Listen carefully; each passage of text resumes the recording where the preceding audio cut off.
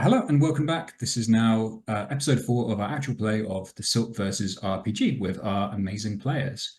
Last week we had 3 custodians on the go.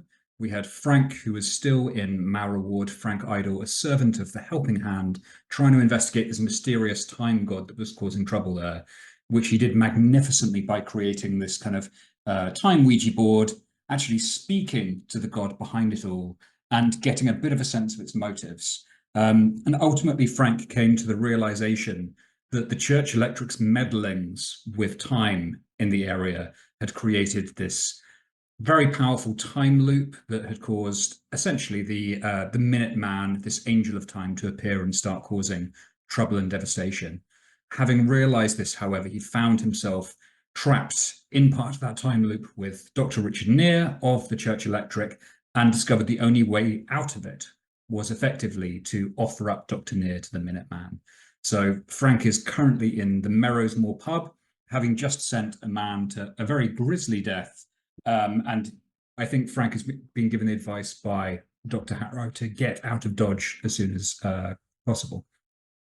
Meanwhile, we had at the miraculous clinic of the Bleeding Witness last week, Nora Kane was very much waiting in the van, where she picked up the news about your third assignment, about a very mysterious party that seems to have gone wrong high up in the snowy mountains. As Nora was doing that, Vitria Stahl led an investigation of the basements and sublevels below the hospital, which ultimately revealed some kind of god of sorrow lurking far beneath. Ignatius Sophia, the gravedigger who was leading Vitria around, was transformed horribly into a saint of this god of sorrow, and Vitria was forced to flee. Meanwhile, Dr. Nim Hallow conducted a rather more above-board inspection of the hospital, meeting with the greeter Phineas Gland, a couple of patients, one of whom Dr. Hallow did something rather depraved and awful, summoning the power of the Chymical Convocation to give Sanju Medina, one of the patients, some radiation poisoning. After that, Dr. Hallow headed to the amphitheatre, observed a surgery in progress, and picked up actually a number of very interesting clues. And that's where we left it off. So you have 3 assignments active. You have the inevitable hour in Mara Ward. We've answered 1 question: what event caused the Minuteman to appear? And now the follow-up questions are: how can it be stopped, or how can it be controlled or turned to a new purpose? The miraculous clinic of the Bleeding Witness. You have the starter question, which is only a 2 complexity. What is the hidden cost of the miracles being performed here? And you do actually have, I think, 6 clues on the table, so you're doing really, really well for that one. And then, of course, you haven't visited the 3rd one yet, which is called Winter's Spite.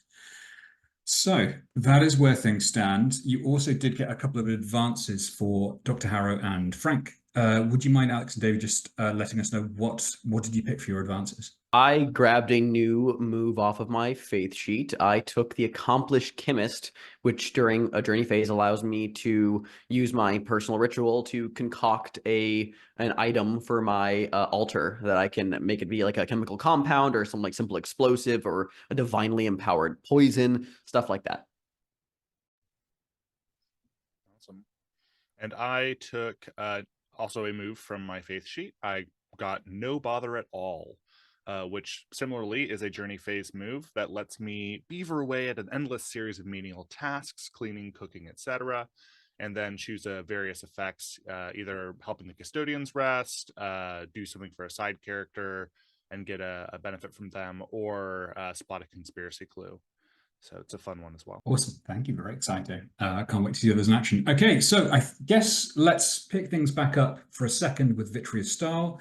So James is at a book launch, excitingly, so is not here. And at the very end of the last session, we said that Vitria Stahl used the power of the Slag King to cause a cave-in the sublevels and then escape, kind of emerging triumphantly out of the ground. James has requested that we slightly revert that. So Vitria did not make a successful escape, but I think maybe we see her kind of desperately trying to find her way forth, her arms scrabbling at the gravel, more and more dirt and rubble from layers and layers and years and decades of ill use of this hospital just falling down on top of her as she continues to mutter, "Firm foundations, new heights, firm foundations, new heights." and we'll leave her there in darkness and just flip over to the van where Nora Kane has been standing guard. Nora, could you please tell us what have you been doing while everyone else has been investigating in the hospital? Nora has been probably sitting in the van, keeping the key in the ignition, just because this group has a history of needing to get out of places quickly. So it's probably a good idea to make it easier. And I think after hearing those coordinates on the radio, she has been getting out some maps and trying to have a look at where that place is, and listening through the radio, trying to get some reports on the area. She might have heard a weather report saying that there's a sudden storm, something along those lines. Definitely been hearing on the weather report about this blizzard coming in over the hills to the east. It does sound very severe and very concerning. And definitely if there is a party of people trapped up there in the mountains, you know that they are going to probably struggle to get through this intact, safe and warm. Certainly there'll be no chance of escape for the time being. Okay, I think let's jump to Frank then. So Frank, you've just sent obviously Dr. Richard Neer out into the streets where the Minuteman has claimed him. And the last thing you heard was the beeping of his car alarm out in the street. I think a detail we'll add to the fiction is that the doctor had like left, maybe his clipboard, his keys, some stuff there on the bar top. And so after setting down his beer, and of course the doctor has left, he'll say, "Oh, he left these. I'll go and bring them to him." And he'll take the clipboard of the keys off of the tabletop and exit through the door of the bar, clicking behind him. And he knows what has transpired. He knows what has happened to Dr. Neer. And so Frank, making himself kind of scarce from this situation, rushes over to the doctor's car, clicks it with the beeper to get it to stop alarming, and then hops in and starts heading out of here, starts heading towards where he believes the hospital is. Amazing, thank you. All right, let's just quickly leap into a lovely journey scene. And just to check in with you, David, your new ability, your new move, would you be interested in using that during this journey scene, or are you just going to focus on driving ahead because that can dictate the journey scene that we'll have? I think I will use it during this journey scene because I had a thing in mind for it. Okay, well then I will let you lead the way on that one, and I will just say to you that how does Frank drive compared to Nora? Frank is, if you think of an A++ student in a high school driving class or something, that is the energy that Frank brings. He's like constantly checking his mirrors. He stops at every stop sign. And in this town, especially where there's like not that many cars on the road, some of the intersections are in various states of repair due to the temporal anomalies happening here. And yet he, ritually stops, consults both sides, very gently accelerates through the intersection, still minding, his way, minding his pedestrians. Frank is a very fastidious, very slow driver. And as he is driving along through the town, slowly making his way back towards the main road that leads out, I think he passes or begins to pass, I believe it was the Gannett and Gander. Was that the bed and breakfast we stayed at? The Goose and Gannett. Yeah, Goose and Gannett, yeah. So he's passing the Goose and Gannett bed and breakfast, and he sees that the tree that he had so painstakingly cut the branches and cleared out some of the debris from to clear up one of the rooms there has like doubled in size since he was last there this morning.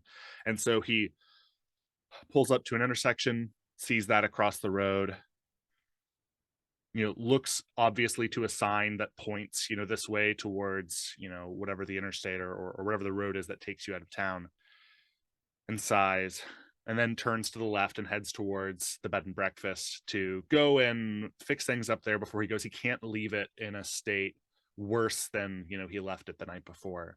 And so across this journey phase, I think we see Frank taking the time in his journey to the hospital to stop and help the widow Gannett, clear out some of the branches that have grown back into the house, trim up some of the roots, get the floorboards evened back out, and just generally take care of this place that, they called home for a night, and to nurture the relationship that he has with the widow Gauntlet there.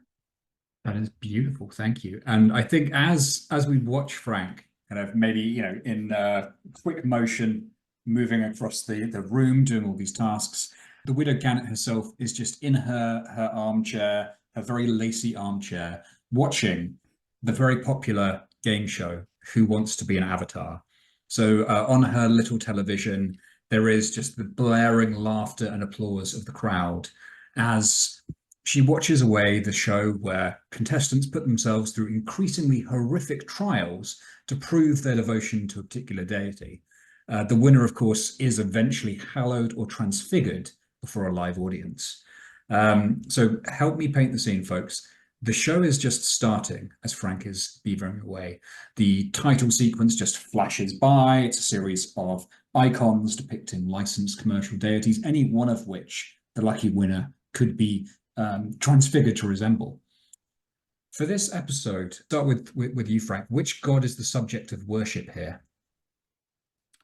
Ooh, I think keeping in line with the assignment that Frank is on, I think it's the Saint Electric. Interesting, the Saint Electric. Okay, in that case, let's go to let's hear from Alex, because I think we've heard from you yet. What kinds of sacrifices, what kind of trials or challenges upon Who Wants to Be an Avatar do you imagine the Saint Electric will expect? Oh, it's a very good question. I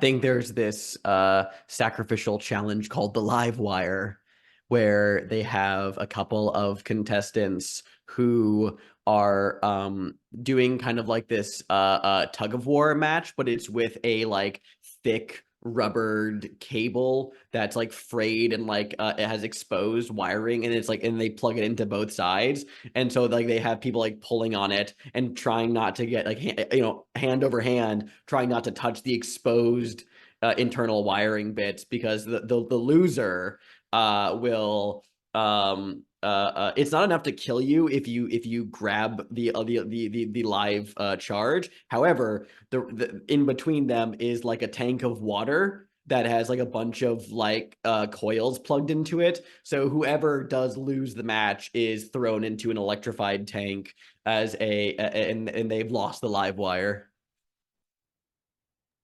Absolutely love that. Thank you so much. And then I guess the last question for Nora is, as you watch these as Frank's watching these two contestants undergoing this tug of war, could you describe how it plays out for them? Let's make it interesting. The contestants are siblings, they're brother and sister, and they are both like going like pulling on the wire as hard as they can. They're pretty evenly matched, and then the brother like shouts something across the pit that the microphones in the studio can't quite pick up, and his sister kind of jumps, and then she gets pulled forward and falls and lets go of the wire. Utterly horrific. I love it. Thank you so much. That is the paint the scene. And I think because daytime TV, there is no escape from it. Maybe we just see Frank beavering away in front of the Widow Gannet's TV. We might then just cut to Dr. Harrow walking through these wards where patient after patient is sat in front of a little portable set watching the same show, and Nora Kane in the van listening to maybe the radio edit. So all three of you, if you wish to, can recall a time. And recall a time is, what early memory do you have of learning that gods must feed? I think Frank remembers a time as a kid, I think his dad was like going through the wash and just adding some extra powder to some powderized detergent to go and properly clean the clothes and sheets or whatever might be going through this load. And on the box, there's like a symbol, a blessing from. Is there an established like cleaning god of some kind, or I guess actually it could be something related to the Chymical Convocation as well? This is definitely a chemical product.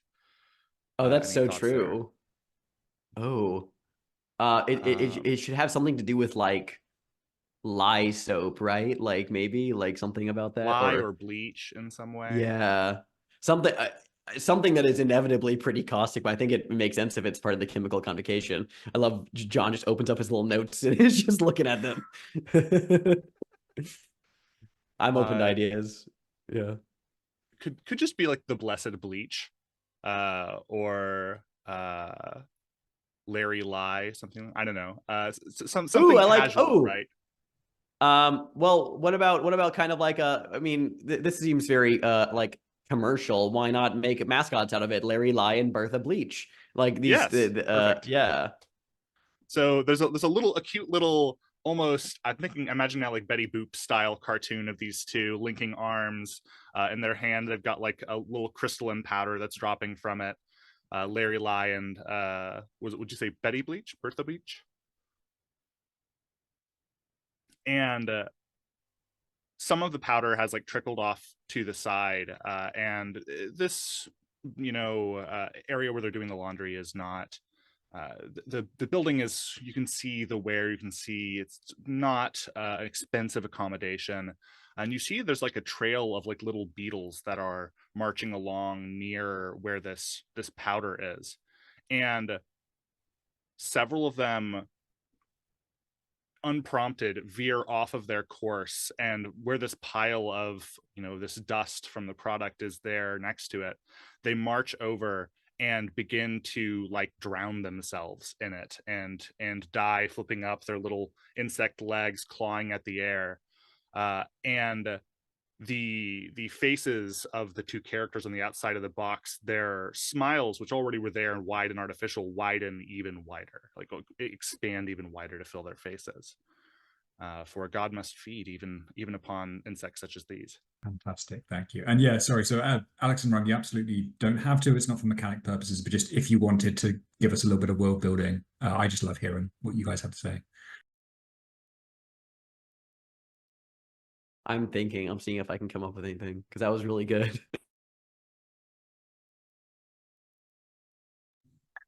I can. I'm adding them to the gods. Thank God. Yeah. Adding the mascots. I think Nora was also like, as a little kid, watching, I don't know, it was like some cartoons, and you know how when you have kids cartoons, it's like a whole bunch in a row and then some giant ad break and then a whole bunch of cartoons in a row. And I think at the beginning and end of every ad break, there's a screen that says like, these programs were brought to you by the how should I put this? By the blessed sacrifice of, and then it's like a list of names. And she asked like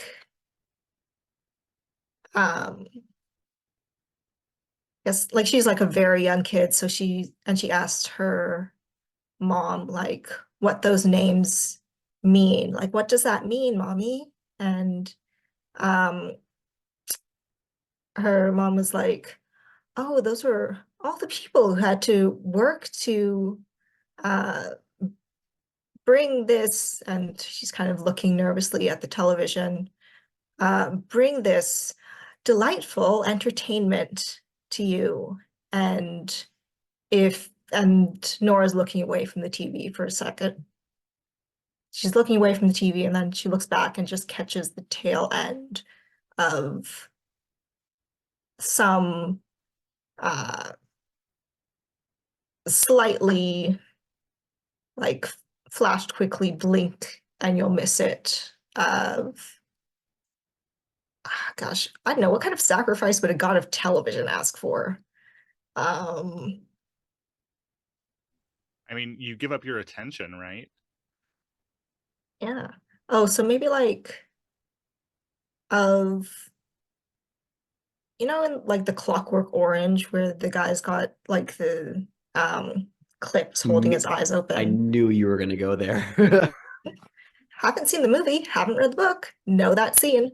And there's kind of like the tail end of a sacrifice who's just staring at a television screen, and it like it's a quick flash, but it's just the person's head, like the rest of the body is gone. Oh, my mouth is just open. Awesome. Really, really I like don't that. have I don't Thank have you. anything, so I love those. I don't have anything. You seed your place. That's cool. That was, yeah, incredible. Okay. Frank, as you finish up your work, what kind of reward would you like to try and get out of this interaction here? Actually, I had a thought in mind for that. So I think we see him wrapping up his work and hesitantly struggling to get out of her chair. She gets up from her armchair, and the Widow Gannett goes over to a box on one of the mantles, and she opens it up, and she pulls out something palm-sized from it, and she goes back over to Frank, and she hands it to him.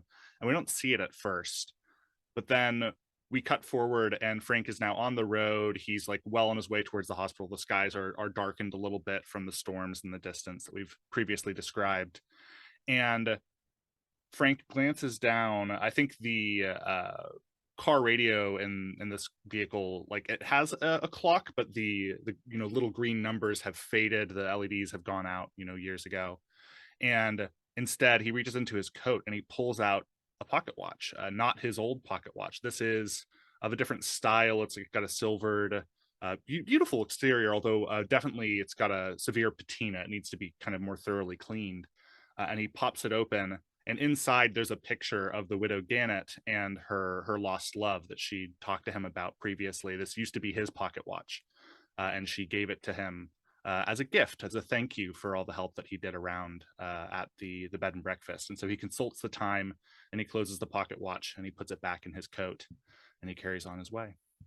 That's very nice. I think we can just leave you with this mysterious pocket watch, which please add to your altar as you do not speed, but drive very carefully past that same billboard that the others saw when they went past it at a greater speed.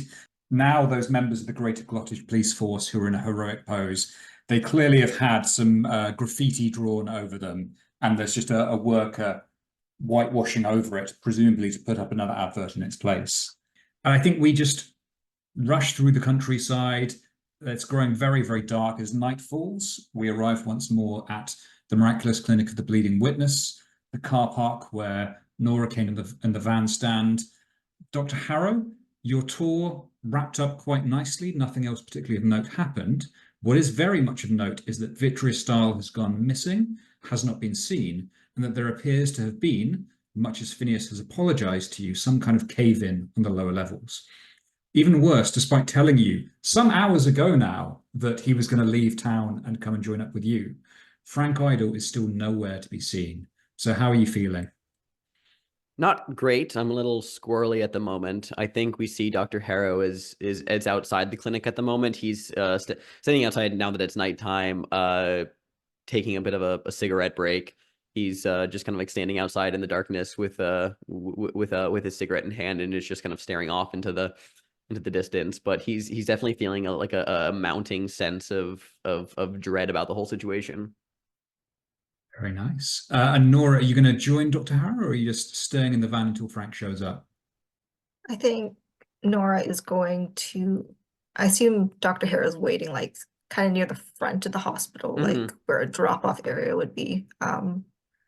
Yeah. She's gonna like pull out of the parking lot and like drive in front of the hospital and stop in front of Dr. Hallow, like roll down the window and be like, "So, Doc, what's the verdict?" As for which many of the circumstances we are facing do you wish the verdict to be for? There are many things on my plate. So, nothing helpful then. I apologize. I wish I could be more helpful. I cannot help but feel as if there is something very bad, but that is not a new sensation at all. All I can think of is that the bias is not going to be very happy with our progress on this case if we do not deliver satisfactory results. Huh. Yeah. I don't know. Maybe Still no Vitria word. found something? I would hope that she found something, but she has not showed up since she supposedly, I'm assuming it was her part in some that resulted in the collapse of parts of the building. I don't know, and I have not particularly felt inclined to go down there myself to look. But all the same, you have not heard from Frank yet, have you? No. Man, you were supposed to meet us here, what, like an hour ago, at least? This does not bode well. I think that honestly, I'm not exactly wishing to be around here overnight. I've seen some things in this hospital that I would rather not linger around with in the dark, but I think we should perhaps, you have a map, yes? Got a few maps. Hmm. I don't think we cleaned out this van last time someone used it. Yeah, what are you looking for? A map of the area or? It's just, I'm getting a loose sense of maybe if Frank is assumedly still on his way here, we can maybe go in the direction that it seems most likely he will be coming, and that way we can at least head him off, meet him halfway, and perhaps there is I don't know, a diner or something that I could satiate my appetite while we wait. Yeah, sure. Nora's gonna look through the maps quickly and picks out a road map and gets out of the car, kind of spreads it out on the hood of the car and is like, so we're here and Frank was there. Looks like there's wow, only 2 roads. Weird. So and yeah, there's literally only one way he could conceivably be coming from. Oh, let me Unless ask you this. Which way has a service station alongside the route? That is most likely which the route Frank would take, considering if he passed anybody with a flat, he would want to stop to help them out. True. The one that's a It bit more west, Yes, it looks like that through. road. Yes. Yeah. I think instead of lingering around here, because I would actually wish to leave this behind for a moment, and maybe we go this way. Maybe we stop at this and there might be a diner on that road. I don't know for certain. We hopefully maybe can pass Frank and or find him on the way and meet up, perhaps. Yeah, I think let's give it a go. I think Alright, as into you the van. say this, the two of you, as you kind of head to the van, you do see a car, a strange car. It's quite a nice, well-made make of car, but it has a completely smashed windshield, as if something very large just reached down a massive fist and extended right through it. The windshield entirely ruined, and you can see behind it as this car chugs along at tops 30 miles an hour along the highway. You can see that Frank, alongside someone else in the passenger seat, is waving at you. Frank, as you pull in, what happens next? I think Frank very gently comes to a stop in one of the adjacent parking areas. He parks towards the back with the space on either side of the car to make sure nobody hits his doors. He's very concerned for this car for a man who he did lead to his demise. But in getting out of the vehicle, he kind of starts to rush over to meet you and then realizes he has a guest in his car, and so turns around and like goes and opens the door for someone. He picked up a hitchhiker along the way, somebody who was bound for the hospital. John, who comes out of the car? Who joins us? What Nora and Dr. Nim see is Frank laboriously helping out a woman who is older than the bones in the basement of this place. This woman wears a light kind of golden dressing gown, almost as if she stepped out of her home, ready to visit the hospital. And she wears a beautiful saffron silk blindfold. She actually has an antique wheelchair, so I imagine there's a bunch of business with Frank running around to the boot to get it out and unpack it and help her into it. And she just kind of gently raises a hand to him and touches him on the cheek as if to say thank you. Yeah, and so Frank, pats her gently on the shoulder, goes around to the back of the wheelchair, and he begins to wheel her over to Dr. Hallow and to Nora Kane, giving a gentle wave. Hey, how are things going here? Speak of the saint and he appears.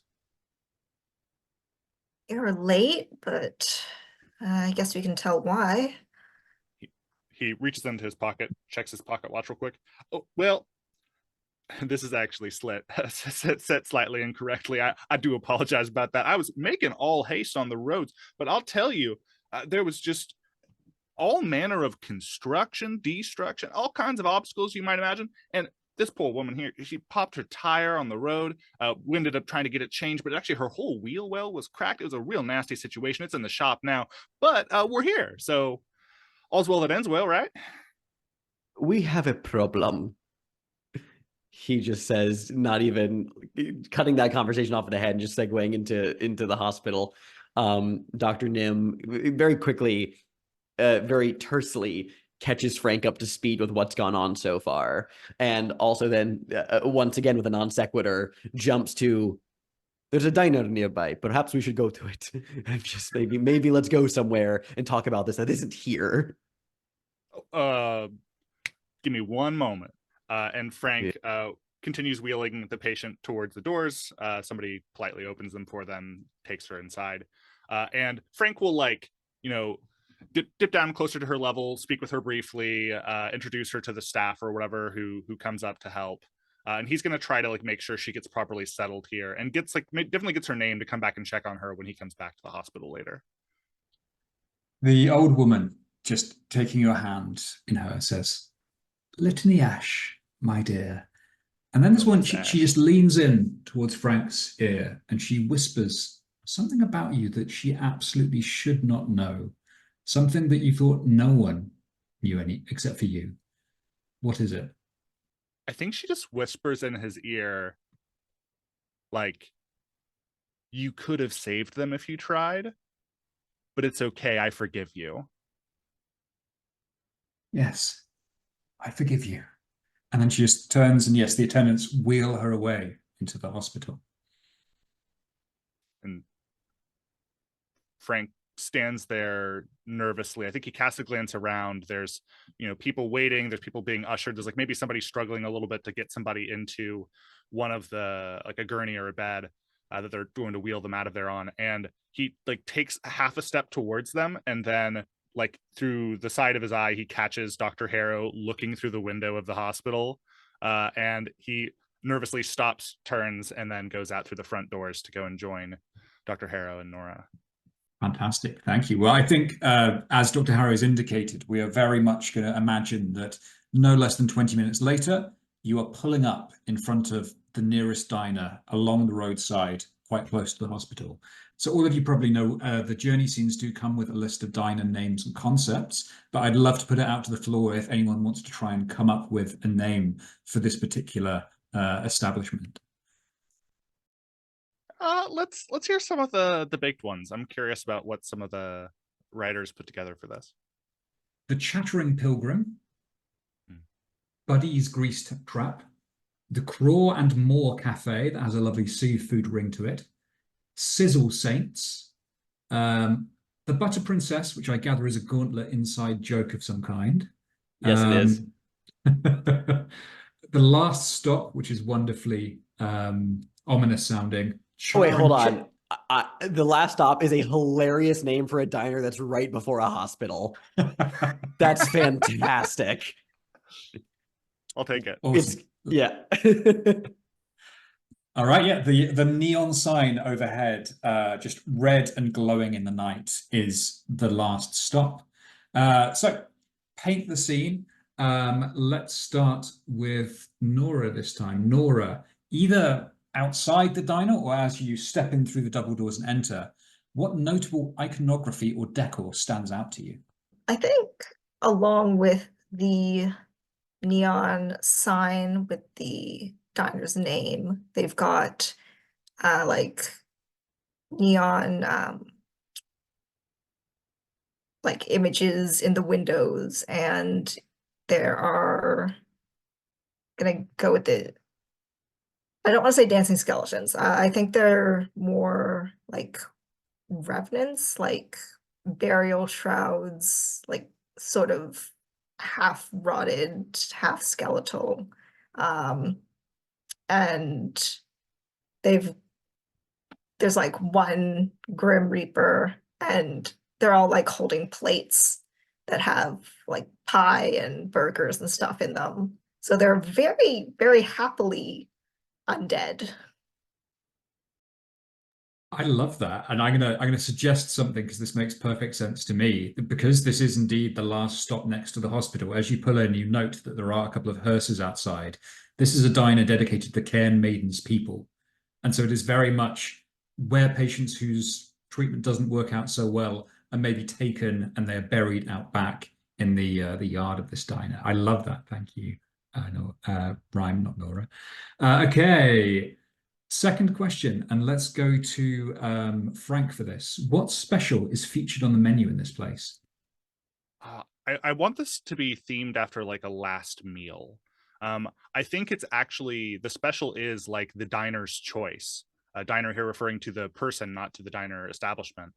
If you want a word to use, I believe there's like a Latin word, viaticum, which is, I believe it's like the last meal before a journey or something like that. Like just throwing a word out there. Hey, trivia. I love then the viaticum is the special, and I think that specifically what it is whoever requests it, the cook or whoever the lead chef is on duty for the diner will come out and like look in the person's eyes and then make them the meal that they need, make them the meal that they deserve. That is absolutely brilliant. Yeah, I'm imagining very much kind of veiled as if in mourning. The chef just comes out and stares blankly at you, then returns to the kitchen. And maybe the different chefs in the back just rhythmically strike their pots and pans together like funeral bells as they prepare it. Dr. Hallow, please. What quirky diner tradition do the locals maintain here? There's so many options I could go this way. I've just been saying in the chat how this diner idea is so fucking cool. I'm obsessed with this already. Oh, quirky diner traditions. Story about me, I love diners. Like diners are like part of like my very quintessential being. So diner iconography just like is something I personally like love playing around with. This is very hard for me to decide. I think there is oh god, what is it called? There's a word I'm blanking on. It's it's the mellification. It's where they like it's not with like maple syrup or pancakes, but with like drizzled like honey. They have this like diner tradition of like just like whatever your first bite is, you just absolutely drown it in honey as if you were mellifying it for the long sleep, and then you take the bite and let that awful sweetness wash over your tongue, conflicting with whatever it is you're taking a bite of. Perhaps it tastes good, perhaps it doesn't. By either way, you coat your tongue thick in this honey as a quirky little tradition for the mellification. It's fantastic. This is so funny because normally, we play in this world and we go, oh no, what a dystopia, but I want to start this diner. I want to have a restaurant with this theme. It's fantastic. Awesome. Well, it's not technically a journey scene since I don't believe you are going to another assignment. So we can do a recall the time, or we can skip straight to launching into the discussion that you're presumably going to have about what Dr. Hallow has found in this clinic. It's up to you. I was actually, I'm super down to take a stab at answering that first question because we have more than enough clues for it. And I was feeling like if David and Raimi don't mind me kicking off here, I have an idea, and then I'd love to hear what you guys think, and then go from there. The clues that stand out to me for the question of what is the hidden cost of the miracles being performed here, I think that the clues that I see 3 clues that I think we should spend on this because it's only complexity 2. The crate filled with the twitching limbs, the saintly titles given to patients in recovery, and that pamphlet, so you're mourning the irreparable loss of a loved one. I think maybe, like, what if the hidden cost of these miracles here is it does require this kind of farming of like saints. Like, they have to create sainted beings that they then get to, like, you know, like divert some of the miracles away from it. But unfortunately, to make it actually work, it's like this like cost of some of the patients do need to have these horrifying divine transformations so that then we can use their parts, their saintly divine flesh to actually create miracles. So the saintly titles given to patients that we saw is indicative of, like, these are the people who did transform. The pamphlet is like, they have those on stock because they do have to give those out to the families that, you know, they'll just tell them they expired in their care. Like, it's one of those rare cases of, oh, they passed away and nothing we could do. Really, they did become saints. So they hand out these pamphlets as part of the cover up, and the crate filled with nervously twitching limbs. It's all saint flesh all the way down. It's like it's harvested saints from the patients that did transform. That's what I was thinking. I had this thought last episode. So I would love to hear your thoughts on that. I really like the idea, not really incorporating any further clues, but a detail that we could add is that maybe, you know, there's this surgery, what's coming to mind is arena, amphitheater sort of space, where people are supposed to view them. But I think maybe there's like scheduled times when the amphitheater is not taking guests. It's like hospital staff only, you know, closed events, closed surgeries. But these aren't surgeries at all. This is them separating out the pieces of the saints and building their collections of saint flesh, maybe. Any other thoughts on that, Rhyme, or does that all sound good to you? I think it works, but if we could make it worse, what if the process of transforming into a saint, it isn't all at once. It takes like quite a while. So like the box of twitching limbs is I'm going to check our lines of reels quickly, just to make sure I'm not crossing anything. Okay, we're good. That the twitching limbs were our saint's flesh, but it was only that limb at the time. Oh, that's terrible. I love that. That is worse. I absolutely love this. I think this is so good. Okay, it sounds like we've got a plan for the nefarious goings on behind this hospital. So I think we said 3 clues for a complexity 2, so a +1 to the roll. Do you want to do the honors, Alex? I'd be happy to. Oh, that's bad. That's a 6. Okay, so it's a miss. Of course, if you wish to up the result, all 3 of you will need to write a verse. So your call.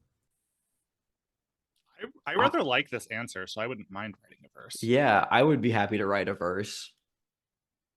Get some additional character lore out there. Yeah, I'll write a verse to bump it up. Perfect. Do it, please. Okay, so that's me a mixed success. Question, sort of procedural.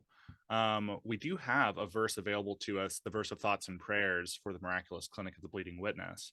I would be interested in marking that if nobody else wants to mark that. Take it. No, by all means, go for it. Yeah. Cool. Yeah, happy.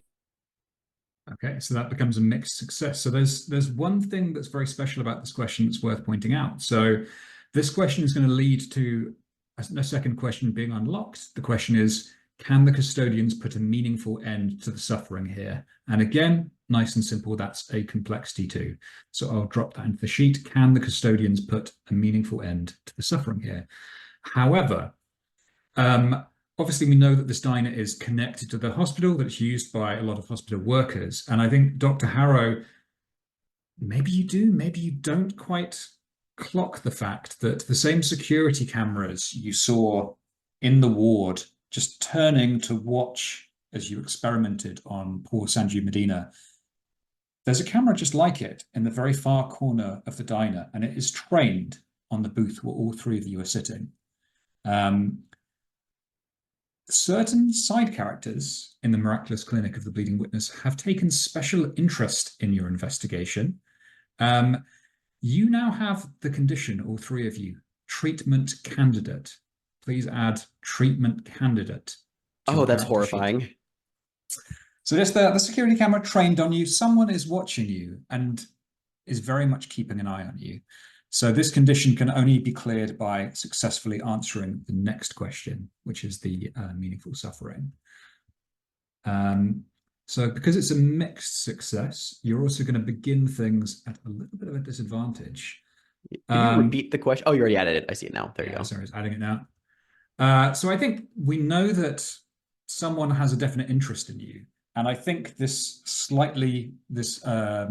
moment of disadvantage that you're going to begin from is very simple. So we said that there were hearses outside the diner, and I think maybe in each hearse there is another of these figures wearing a black veil, looking like a mourner, behind the wheel, sitting there just like an automaton, just deadly still.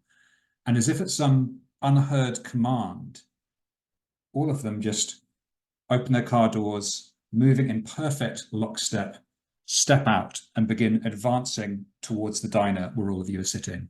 So 4 of these drivers dressed in mourning veils who are walking very fast towards the diner entrance. What do you do? I feel like Dr. Nim was taking extensive notes on his napkin when he does glance up and see through the blinds of the diner these cars parking up. And his pen kind of stops and he just stares out there for a while. He doesn't make any move to get up. If there's a confrontation that's going to be happening in here, he seems ready to at least face it sitting down. I would say that Nora and Frank, if they were gauging the situation in any way, they could tell that like he seems quite off put, but also doesn't seem jonesing to immediately try to escape the situation. He's kind of like staring forward with that like grim determination of someone looking at like a particularly, it's like someone coming to get their taxes done. It's like, oh boy, okay. It's this kind of energy. And because I just saw Ryan post in the chat, I also have my move, which I might also want to do in the scene too. So I feel like there could be some really good group dynamics happening here.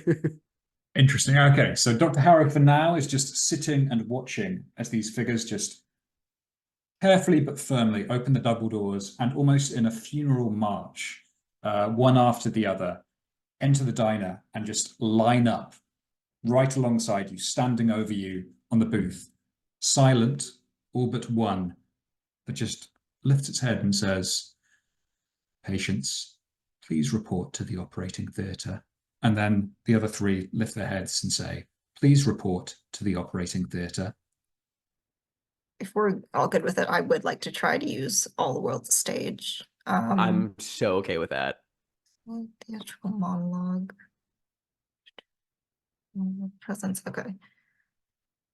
So hang on, I'm gonna pull up a dice roller real quickly. I will 100% be joining you to play along if you invite us to, because I have things I'd be more than happy to throw into the mix for this. Okay. There's the dice roller. So I think Nora's gonna kind of look up from her cup of coffee, which okay, I have a reason that she keeps bringing her own food and drink. So I think it's again coffee that she's made herself, like maybe she asked for hot water at most. It's like really terrible instant coffee, but she knows where it came from. And I think she looks up and she says,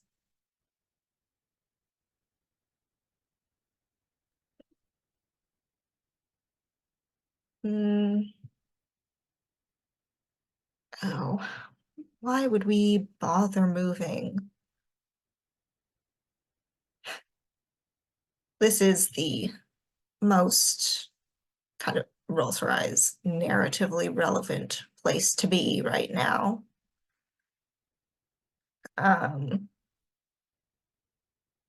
And she says,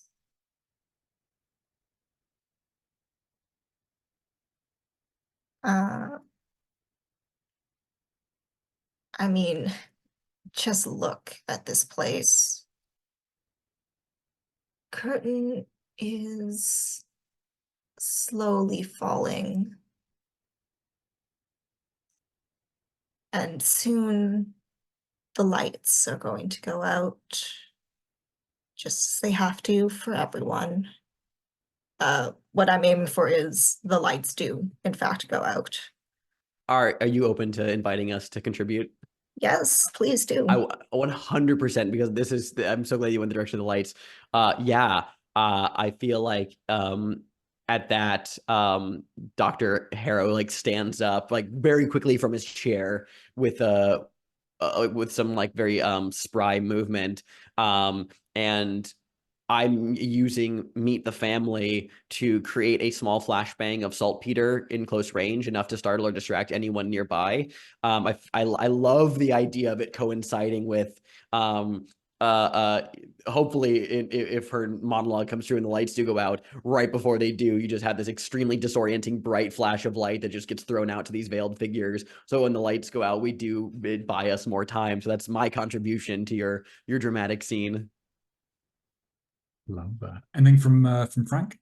So here's the problem. These people came in and they asked Frank to do something for them.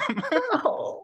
So I think there's this beautiful opportunity for Nora and Dr. Hallow to, and under the cover of darkness, perhaps make their escape of some kind, or otherwise like get out of the attention of these figures. But I think like at some point in the course of this, whenever the lights are restored, I think Frank would be like standing in front of them, shaking their hands and be like, well, where do you need me? Sure, I'm happy to go with you if that's what you want. Because that's just who Frank is. I adore that. Thank you. I just asked, okay, would you like there to be a chance of your colleagues rescuing you, or do you want them to only realize it once they've made their escape? Are you committing to what's going to happen here, or do you want it to be a... I think especially like this is For All the World's a Stage, right? This is everything. This is like a play unfolding, and what more like a play unfolding moment would it be than to have this effort be made and for there to be success for some, but for Frank to just be a right idiot and walk right into this. Okay, thank you. I adore that. Okay, that is over to Nora. That's a +1 on the roll. So as a reminder, on any hit, it does say some detail about the performance, but I think all of this comes true very much. The curtains come down, the lights go out, and you are free to try and flee. On a mixed success, you're going to get the condition a disappointment. And on a failure, I do believe something very dramatic happens, which is the Watcher speaks from the shadows to narrate his favorite kind of story instead, a tragedy that ends in blood. So that's if you have the condition of disappointment already, which I don't believe you do, you'll be killed on the spot in a gruesome fashion. So it's actually the only hard consequence here is going to be gaining that negative condition. So please go ahead and roll. Just to double check, because I was playing Die this weekend and I might have forgotten. 2d6, yes? It is 2d6, yeah. Okay. 3 + 5 + 1. That is a 9. 9 it is. So that is a 7 to 9. So please take a condition, a disappointment for Dr. Nim and Nora. So maybe something about your performance is off. More likely, I think the problem is just these things, whatever they may be saints, they are not human. So while they do kind of stop in their tracks and maybe raise their veiled heads to the darkness as it begins to fall upon them, yeah, they can still smell you in the dark. They can still sense you in the dark. And so you can just, as you run, Dr. Nim and Nora, through the darkness, you can hear them howling inhumanly and scratching away at the curtains, like trying to find you. Nevertheless, you just stumble out through the diner doors. They close behind you, and maybe just looking back, you can see that complete blackness has descended upon the last stop diner. And I think maybe it is only when the lights come back up that these befuddled mourning creatures see Frank Idle still standing in front of them. So what do you want to say to them, Frank?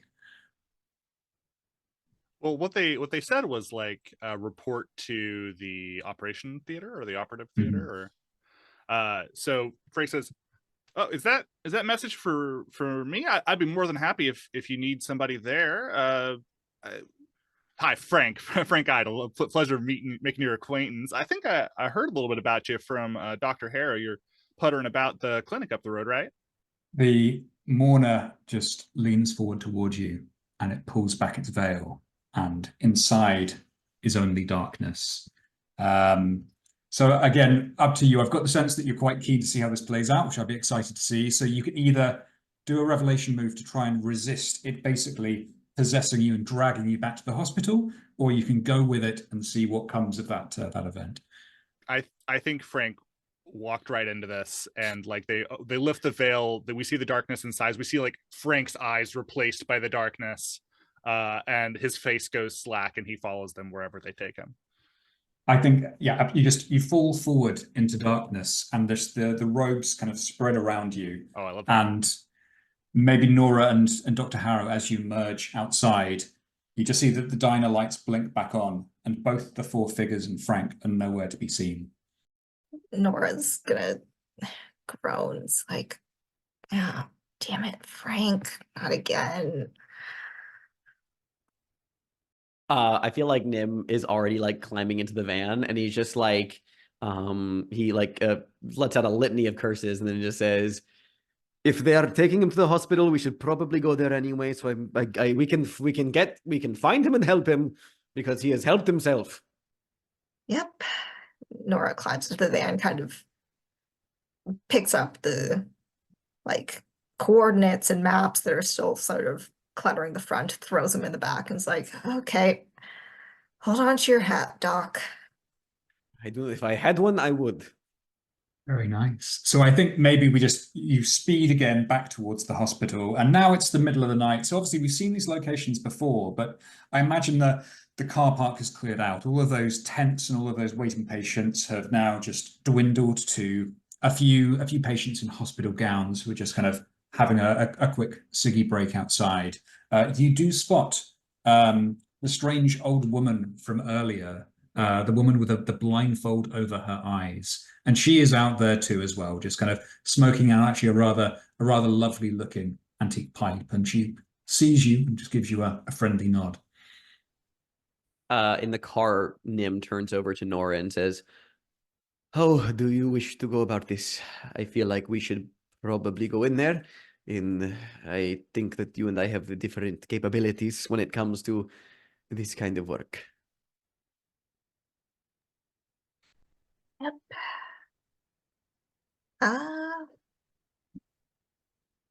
You know where the operating theater is, so how's about... Yes, I received the tour. I know the layout of the place quite well. I can at least attempt to make my way through there without getting attention drawn to me. Yeah. You do the sneaking around, I'll do the drawing everybody's attention. God, I hate this part. He just nods, kind of like, okay, and hops out of the van, and is going to walk into, heading for the main doors of the place with the, how do I phrase this? It's the general thought process of if you look like, if you act like you belong somewhere, people will just kind of put you in their periphery. He's hoping that he can like walk through here looking like a doctor, maybe hopefully find like a lab coat off of a hook or something that he can throw on just to like make himself just look unassuming like a clinic worker, and kind of walk in and just trying to like sneak through and maybe meander his way towards wherever there is most likely from the tour that I did earlier. They're going to take this treatment candidate of Frank. Absolutely love that. Thank you. Yeah, so that's obviously a veiled move, but I think Nora, given that you suggested you're going to cause a distraction, I'm really happy to, if you want to have a go at that first, and then obviously if you succeed, I reckon Dr. Harrow could get advantage on his attempt to sneak through the hospital. Okay.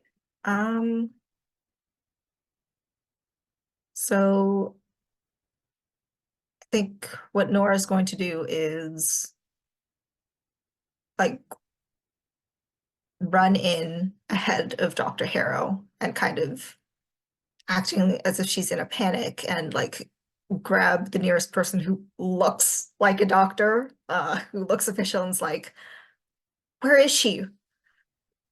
Where is she? And if they like ask like, who are you talking about? She's like, my sister, she came here yesterday. Where is she? I mean, the person you grab hold of is the greeter Phineas Land, who's just in the waiting room, and they go, oh, please, just calm down. Can you give me some details about your sister? Like, what does she look like? Do you know who's treating her? We can try and find her, I promise you. And I would like you, please, to make a veiled move.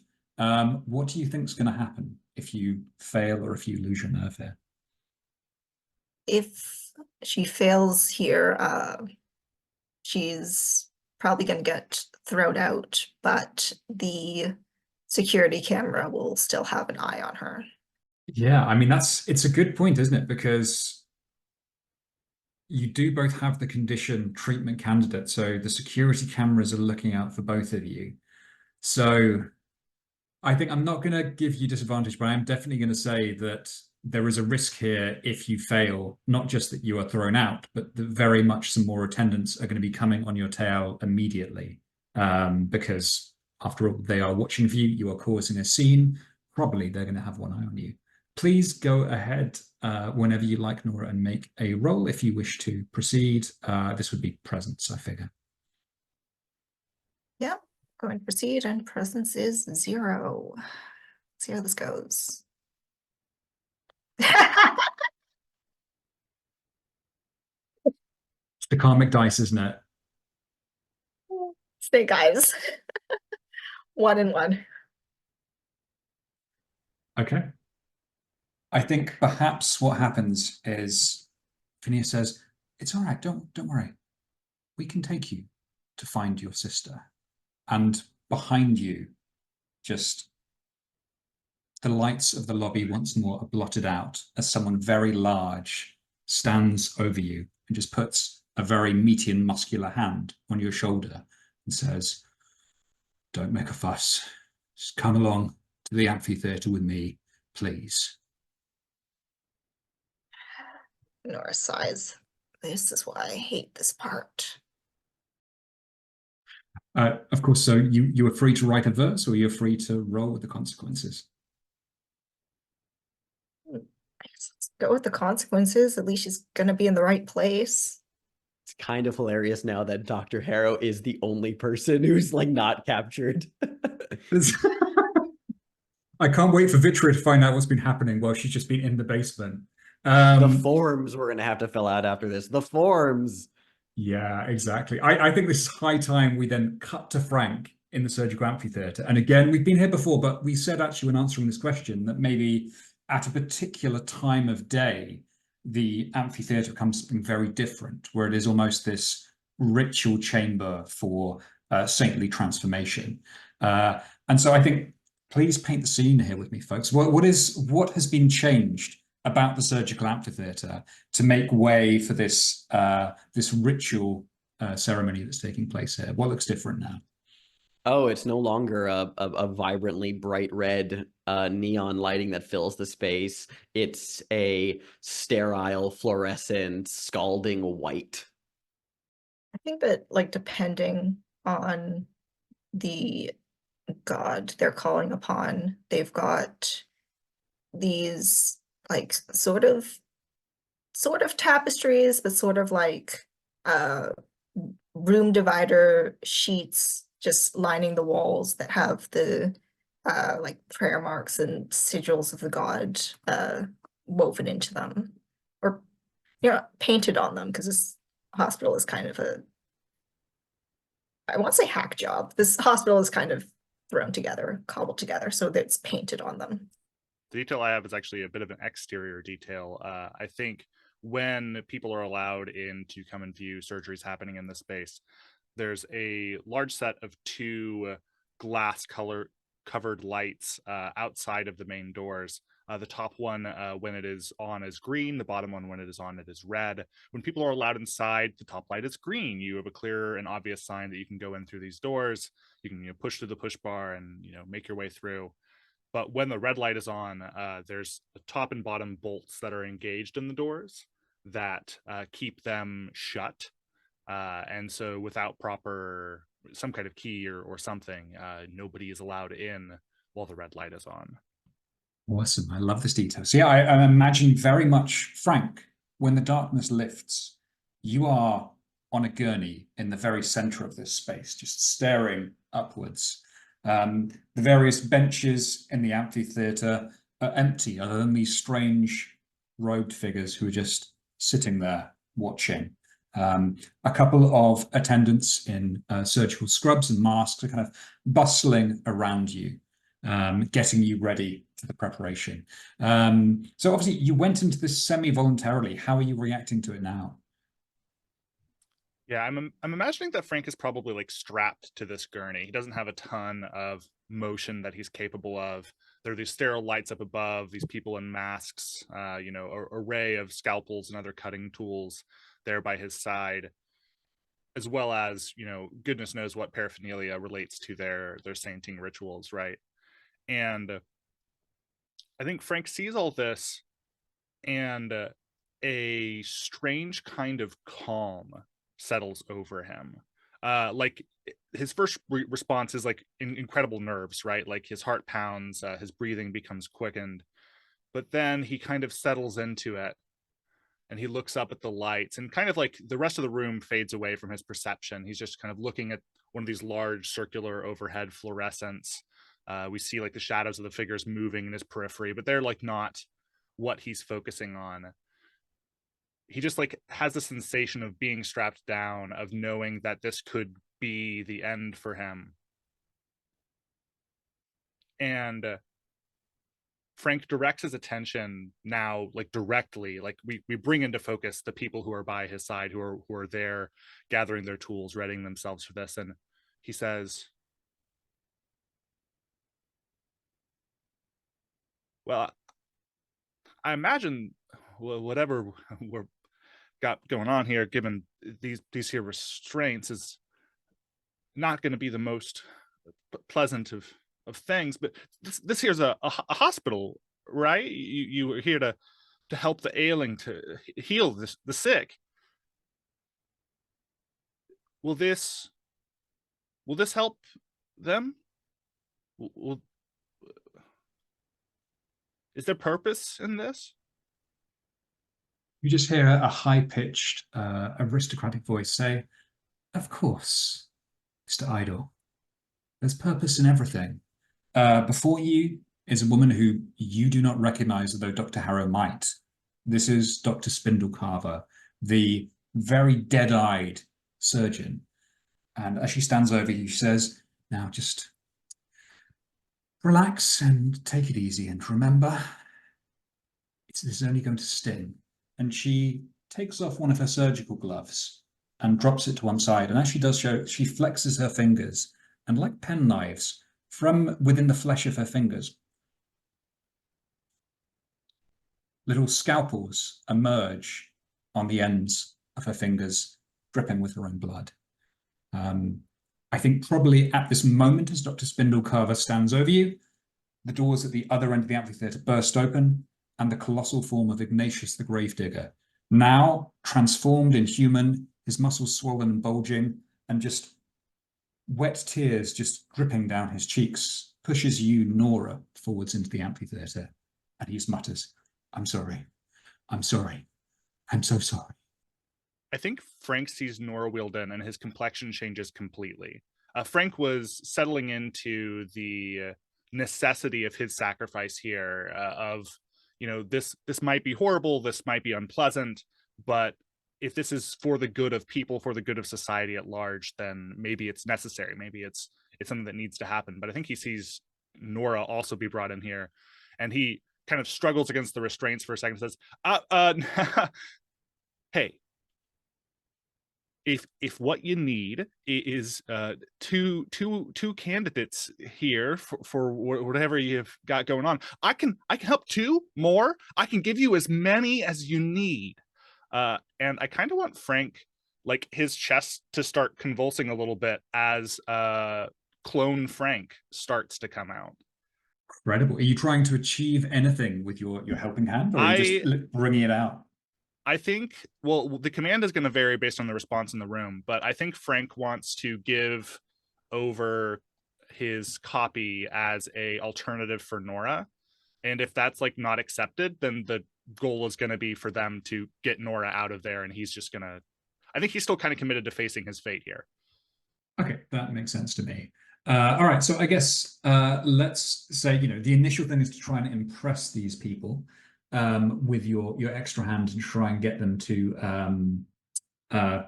take it instead. So normally the roll is communion. If you prefer, you could try and roll with presence, since presumably you're trying to persuade them. But yeah, do you want to make the roll and let's see if it succeeds? I would love a presence roll because I only have a 0 on that instead of a -1. Hey, and I'm sorry. Because this is risky. Let's say. Oh, yeah. You've already said it's pretty good. We don't need to say what's going to happen if you fail, do we? What's your pretty good roll? I've got a 9 on the dice plus 0, so I mean that's a mixed success. That's awesome. Totally sensible. Well, let's come back to that in a second. Let's jump back to Dr. Hallow. Dr. Hallow, you have just moments ago seen Nora Kane led away by the shambling and very different looking figure now of Ignatius the Gravedigger. You are still presumably right in front of the hospital, ready to sneak in or do whatever you want to do. Over to you. Yeah, he sees Nora get grabbed by Ignatius and a bit of sweat rolls on his brow, but he can't abandon the mission. So he puts a cigarette in his mouth and he lights it up, very quickly whispers a half-hearted prayer to the matron menthol and the friar formaldehyde, as well as the neighbor nicotine, to give him some strength and calm during this time, and takes a quick deep inhale and exhales the chemicals back out. And he's going to enter the hospital and attempt what he was planning of maybe grab like a doctor's coat that's like helps him run a hook, and maybe he can fake it till he makes it and just attempt to move through the hospital without drawing attention by just looking like a doctor. And he's just trying to get that foot in the door at least. Awesome. I mean, I think we have a good sense of the answer, but what are you afraid is going to happen if you fail? Yeah, I think you know what? The obvious is that I get caught, but I'm going to go the less obvious route, which is to say that I'm afraid that someone is going to believe I'm a doctor and pull me into a situation expecting my help or expertise. Oh, I love it. Classic farce. We can get some open heart surgery that you're forced to perform here.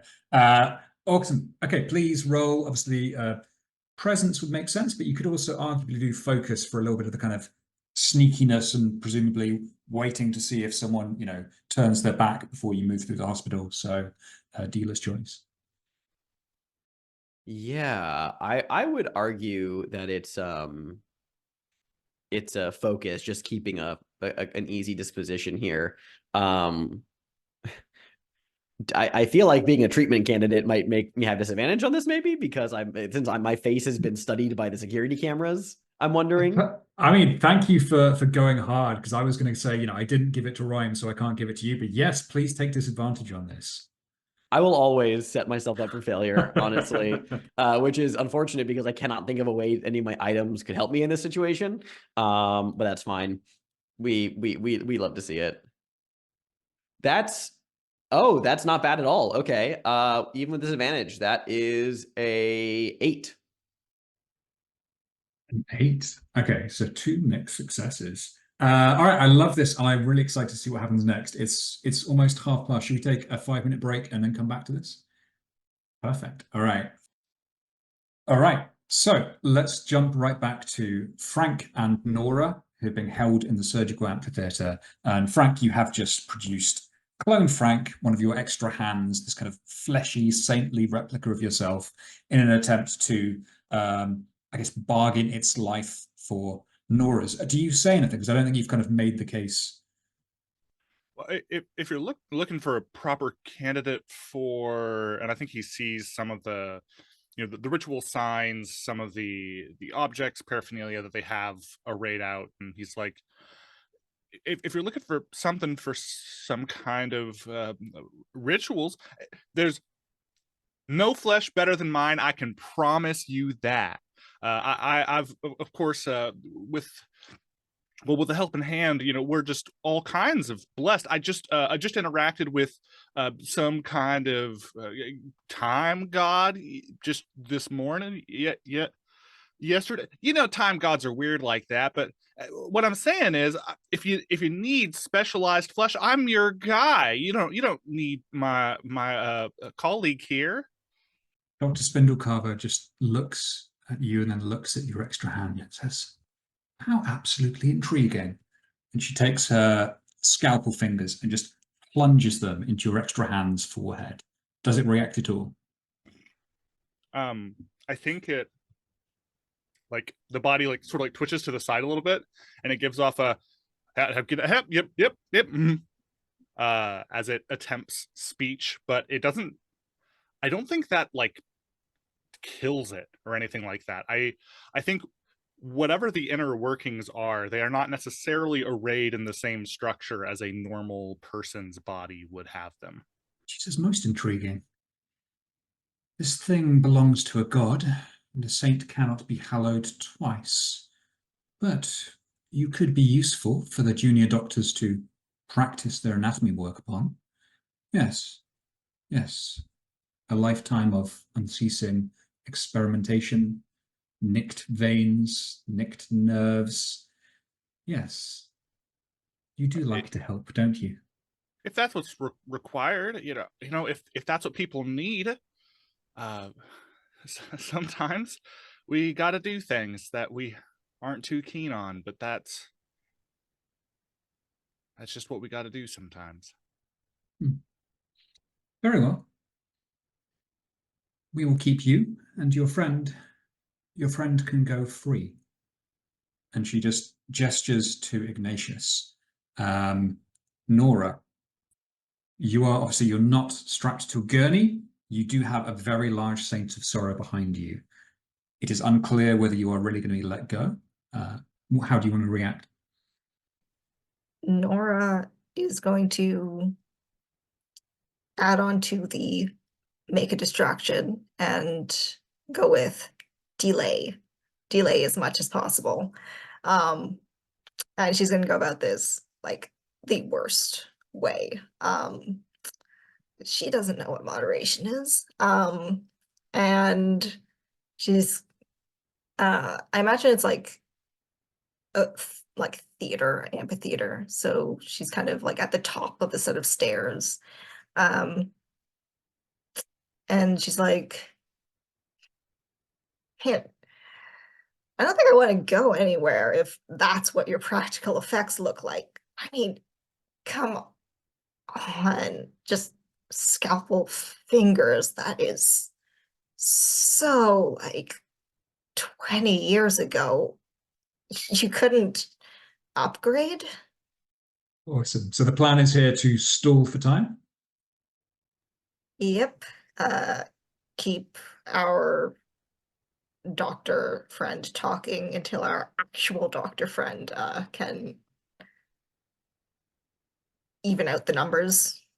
Fair enough. I mean, I'm going to say this is going to be a revelation move at this point because there is something very divine about a lot of the people in this room, and it is a very, very tense situation. So I will ask, what do you think? What are you afraid is going to happen if you fail or lose your nerve here? The doctor, not Chopper, Cutter isn't going to just start talking or start yelling or start monologuing or whatever. That she's gonna attack either Frank or Nora? Absolutely. I do think it's a little bit worse than that. And this is how. I think that she is not going to be impressed by your awesome James Bond-esque taunting.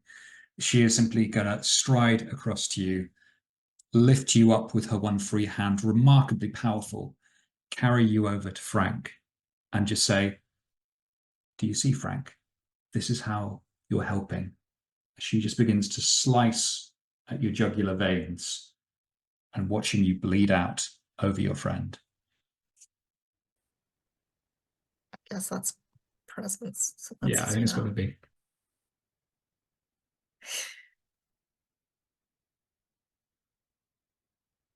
Two and four.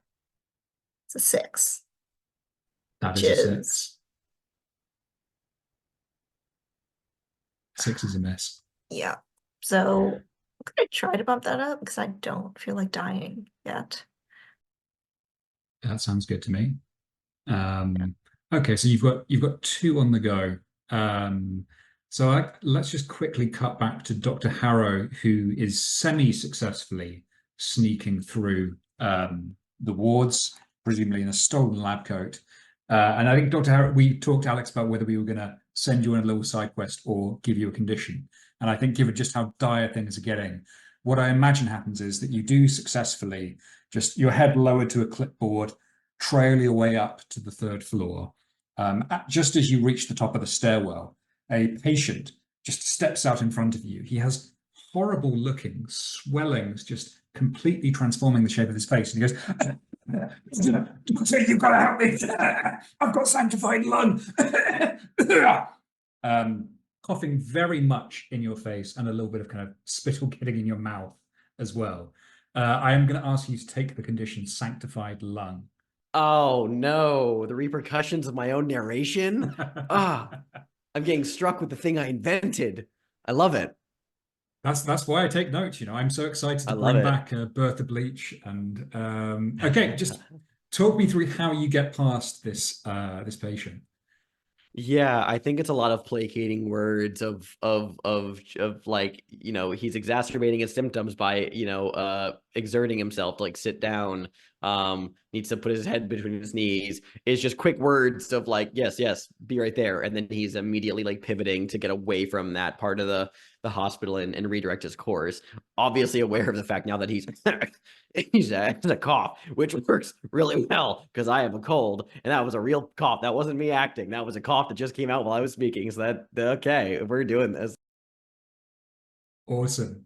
Absolutely awesome. Well, I think then several things are going to happen simultaneously. Dr. Hallow, you reach the top of the stairwell, you hurry through the amphitheater doors and you push them open, and the heads of these veiled figures up in the stands just turn to look at you. Just as Dr. Spindlecarver walks up to you, Nora, and says, "You think you're funny, don't you? You think you're clever." And she is just going to, I think she's going to take those knife scalpels and just slash down your arm.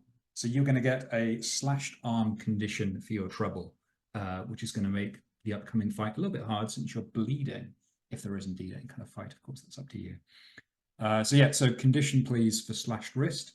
So we've got a bit of an emergency situation, I would say, with Frank on the gurney next to an extra hand version of himself that is just standing, not doing terribly much. Frank is strapped in. Nora has just taken a little bit of damage from Dr. Spindlecarver, and Dr. Hallow, you are now emerging on the scene.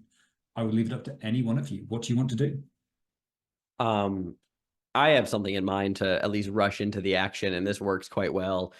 Is there anyone? I mean, you mentioned the veiled figure, but is there anyone blocking me from getting to Dr. Spindlecarver if I like vault into the operating theater itself, or is there like a group of people I need to get past first? So we did say that Ignatius was behind Nora, so it makes sense that he is definitely blocking your path to Dr. Spindlecarver. That works. I'll start with him. I am going to, Nim enters, like throwing the doors open. His eyes are kind of like frantic. And he looks down into the theater where he sees this happening. And I think he vaults over, as I described.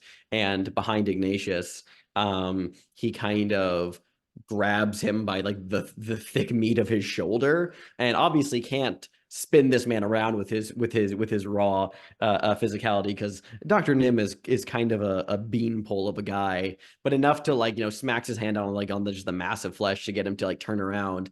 And when he does so, I will once again use Meet the Family, and this works really well with me having Sanctified Lung because I have a cough. I'm going to breathe out a small cloud of poisonous gas directly in Ignatius's face as I begin to cough and retch up from Sanctified Lung. Some of this chemical element also comes out of me as well, directly into his face.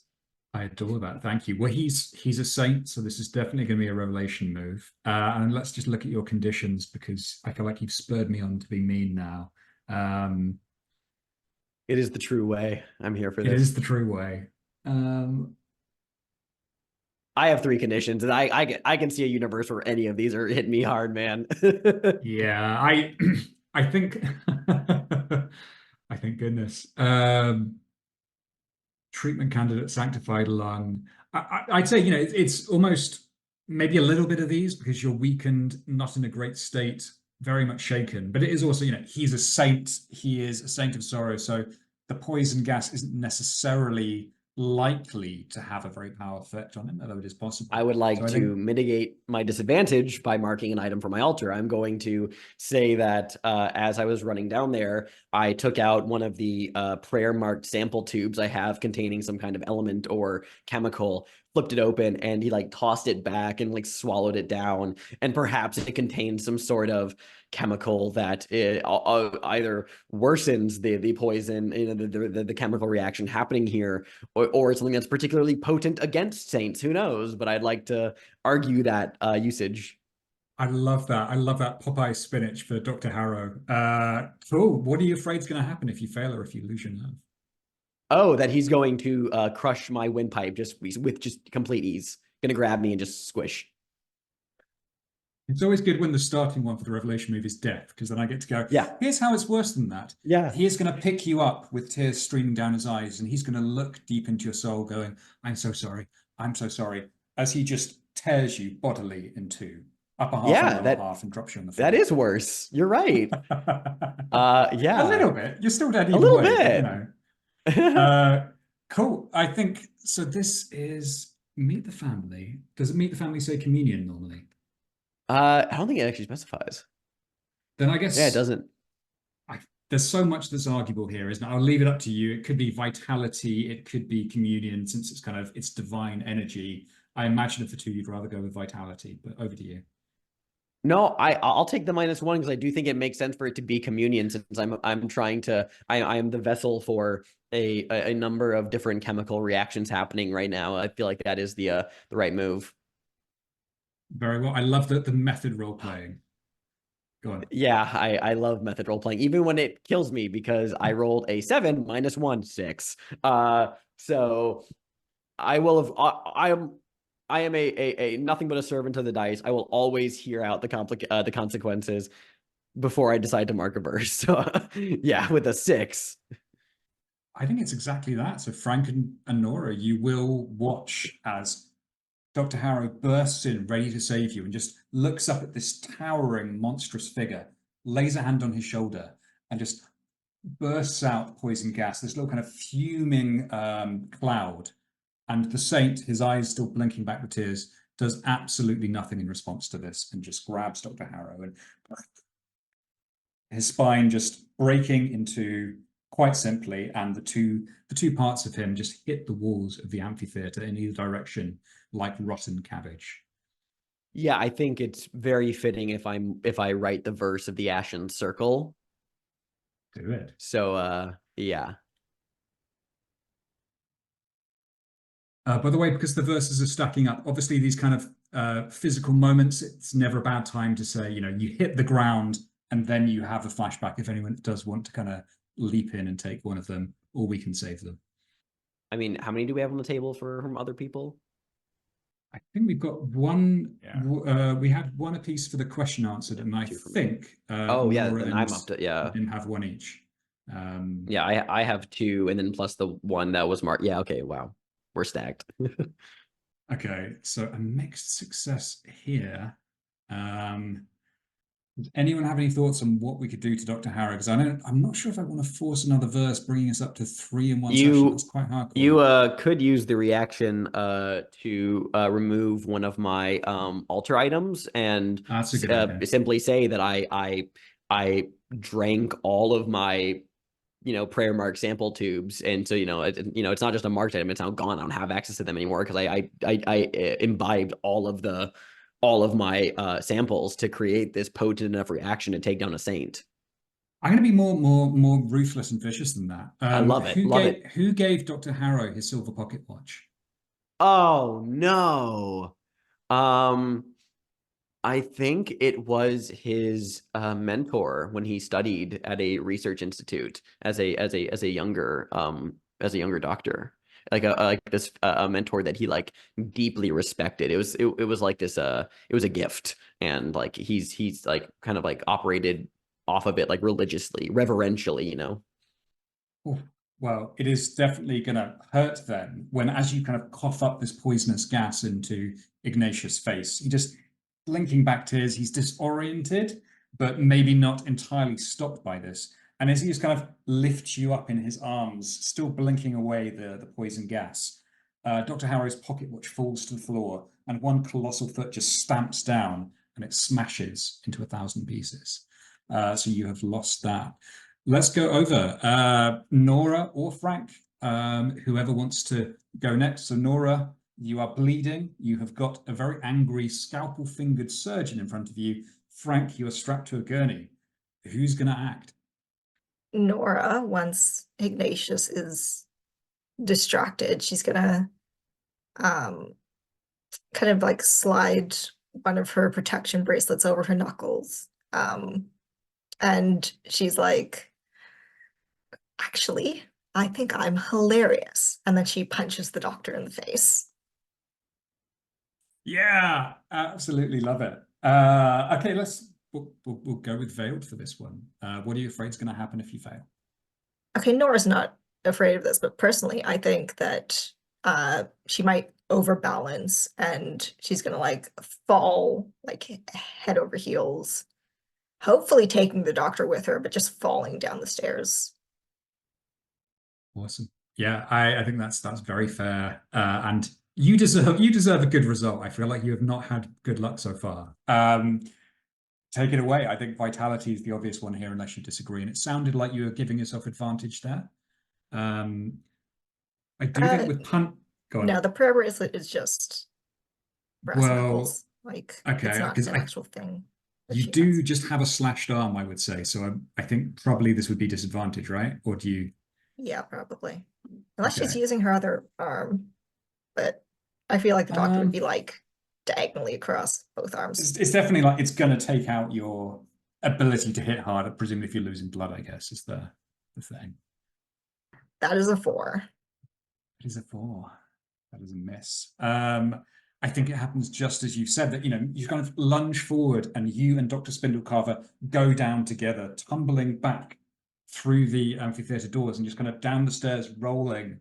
She is, for the first time since any of you have encountered her, screaming in anger now, an inhuman animal scream as she just tries to lunge at you, rolling, hitting her head, swiping with her scalpel fingers at you. And maybe you roll past the patient who's like, "Doctor, I've got something to find," as he's knocked out of the way by the two of you barreling past him. Let's go to Frank. So Nora and the good surgeon are down together. Dr. Harrow is in the grip of Ignatius. You are strapped to a gurney. Where are you going? What are you doing? I have an important question. Well, actually 2 questions. One, can I make more hands at some kind of cost, or can my extra hands themselves make subsequent extra hands?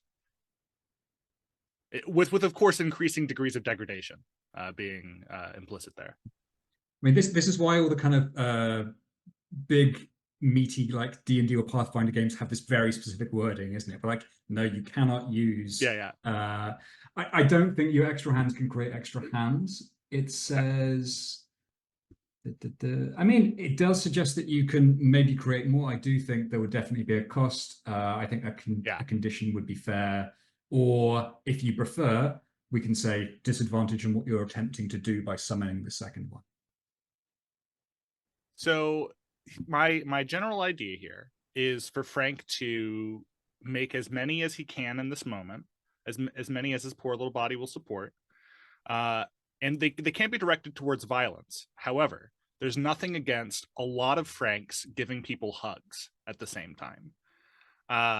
And my thought is that if you throw enough bodies at the problem, most problems go away in one way or another.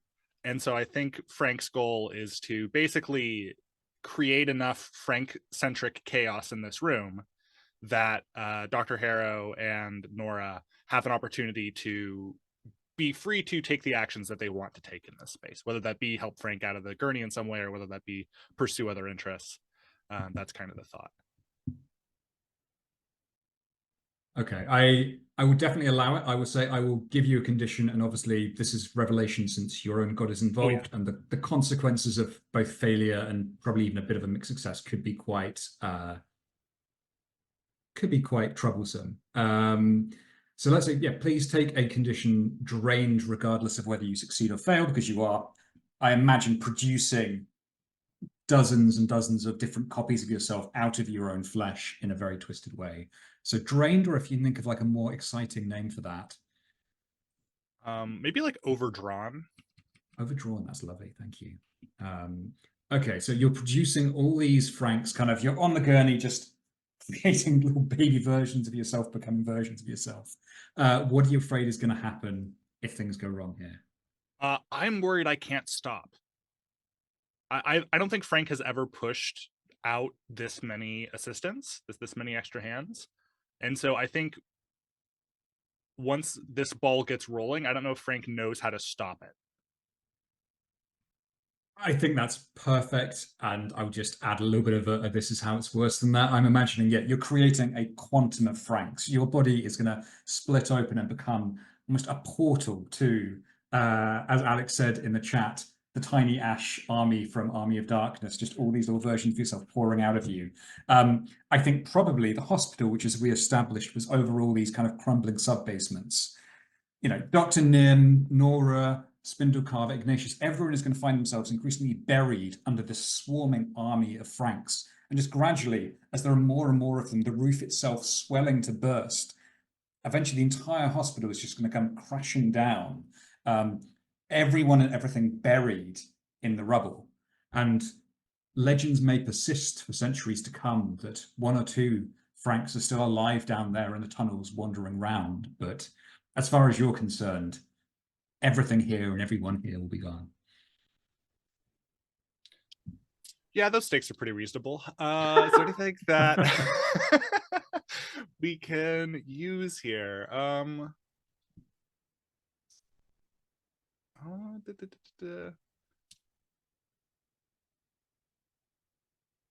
Oh, you know what? I've got my pocketbook of affirmations and proverbs. I'm going to mark that, and how I'm going to use that in this situation is obviously other stuff is happening up on the stairs between Dr. Hallow and Nora, and both our Undertaker character and the surgeon. And so I think the extra hand that Frank has already brought forth is kind of below scrutiny right now. There's maybe other folks in this space who are assistants and stuff, but like they're not currently restrained. They're not in any other way impeded. And I think Frank will like lock eyes with them and kind of like gesture best as he can to his chest, his opposite side pocket, where he, you know, this side he keeps his pocket watch, this side he keeps his book of affirmations.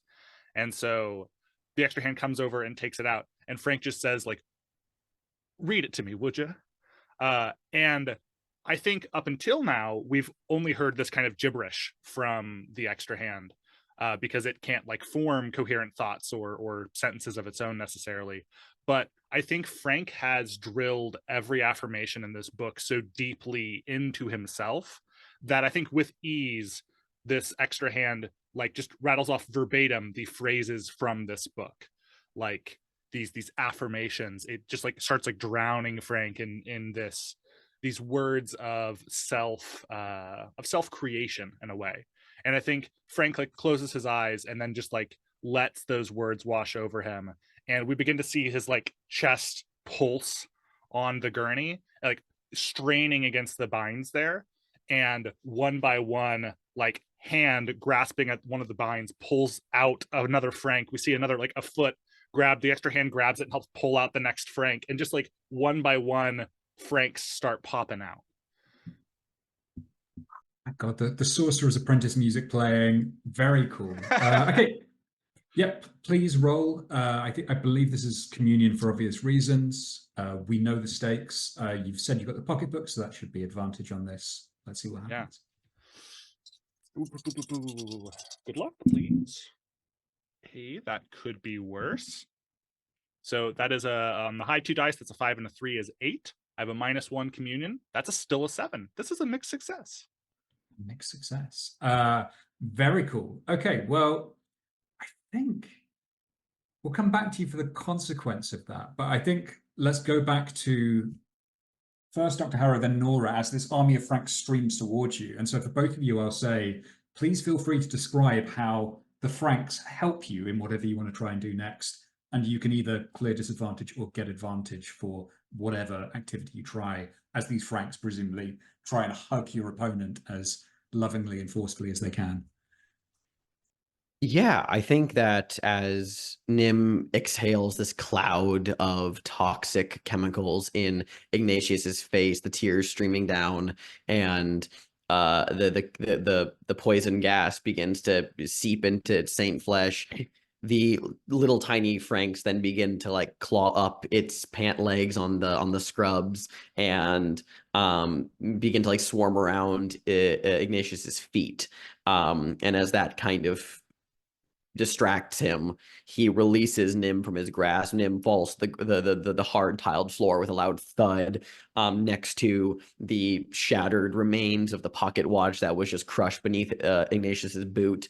And I think this is actually a great segue into my flashbacks for my verses, because I realize I can kind of all combine them into one and a half. I feel like we as he like stares at like the broken pocket watch, we cut away to a different scene somewhere else entirely. We see a younger Dr. Nim, at this point just Nim, holding said pocket watch. He looks like he is young, fresh-faced, probably right out of some kind of university or in the midst of some academic training. We see that he is looking at the pocket watch, watching the second hand tick away. And as the second hand ticks over the 12, he immediately sets to work using the timer to count the seconds that pass in this experiment that he's currently working on. We see that he is stationed in like a small little lab, nothing fancy, like it's like a university lab, a small little confined structure.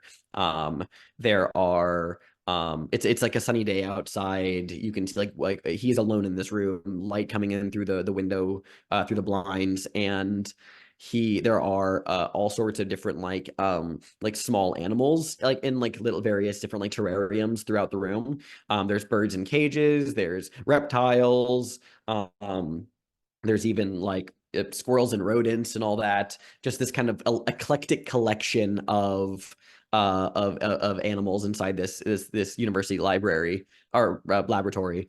And he is measuring the time between he's measuring the time for the reactivity of these certain compounds he's been testing. He's working on a thesis of his under his current line of training. And as he continues to work, we see that there is a pause, a long delay. He was expecting a reaction to come from what he just did as he mixed one vial into another and then began to heat the beaker. But as the seconds continue to tick, tick, tick, tick, nothing is happening. And that seems to concern him as he frantically checks his notes. Tick, tick, tick, tick. The seconds continue to go by. He adjusts the heat. He reaches for a nullifying compound, but he can't find it. He has a mess of things on his desk. He realizes he did not label it properly. He's looking for it, tick, tick, tick. And as the seconds go over a full minute with this combination stewing, suddenly there is a flash of phosphorus light as a billowing cloud of kind of mustardy yellow gas begins to spew and belch forth from the set. Nim throws himself back, covering his hands over his mouth, and stumbles away from it and quickly gets out of the room. But he, as he slams the door shut, he watches in horror as the gas begins to fill up, and the various animals in the various terrariums begin to shriek and die and like curl up in horrendous pain, blisters forming. And Nim can't tear his eyes away from the scene, as that is the first time any of his experiments ever resulted in a deadly chemical outcome. And then it cuts forward in time to a similar moment where we see Dr. Nim staring, now is like closer to the age he is now, standing by a similar looking window, watching in an abject horror, but we don't see what he's looking in on. We just see him staring through this slit in the window, his eyes wide, tears running down his cheeks, mouth slightly agape in just numb shock and terror. And then it cuts to him sitting on a bench in a long administrative looking hallway in his lab coat and looking down at the floor, eyes numb and wide.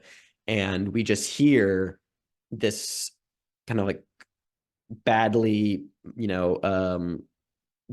static laced speaker from a nearby television that is giving a live broadcast from a representative of the what do I want to call this, the Nesh department for the theoretical creation of divine energies. I'm going to just throw that out there at the random, why not? Hey, there's your lore. Dr. Nim is from Nesh. There is this representative of the joint operations between this scientific team and the Church Electric, a marketing man by the name of Enosh Matavosian, who is giving a rather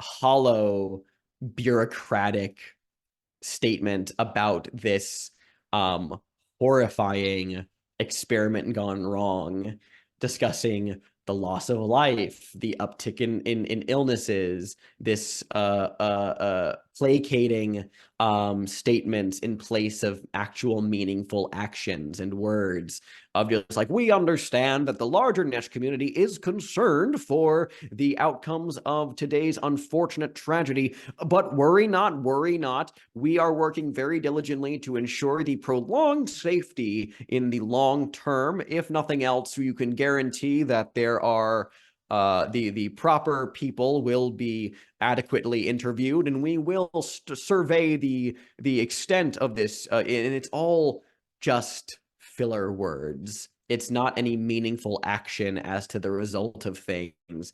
And we cut back to that moment where Nim was looking in on horror, the thing we did not see, and the moments that led up to that, where he was arguing vehemently with the overseers of the project he was a researcher on, this energy project, and the marketing team were just overriding and sending him out, and he barely escaped with his life when everything went very, very bad.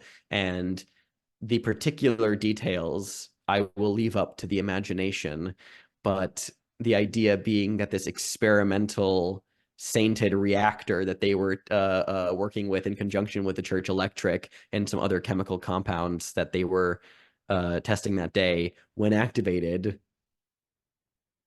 it definitely worked, but not in any of the ways that they would have wanted it to. And that is the day Nim walked away from his faith, when he walked away from the Chymical Convocation, because it was so easily bastardized by the edifices of red tape, and he just couldn't stomach that for the longest time. And I think I answered everything, but yeah, there you go. That was incredible. Thank you. you. Okay, so Got as all all three these of them. Woo! you did. As all these moments rush through Dr. Nim's mind, then how are you taking action here and now against Ignatius? What's the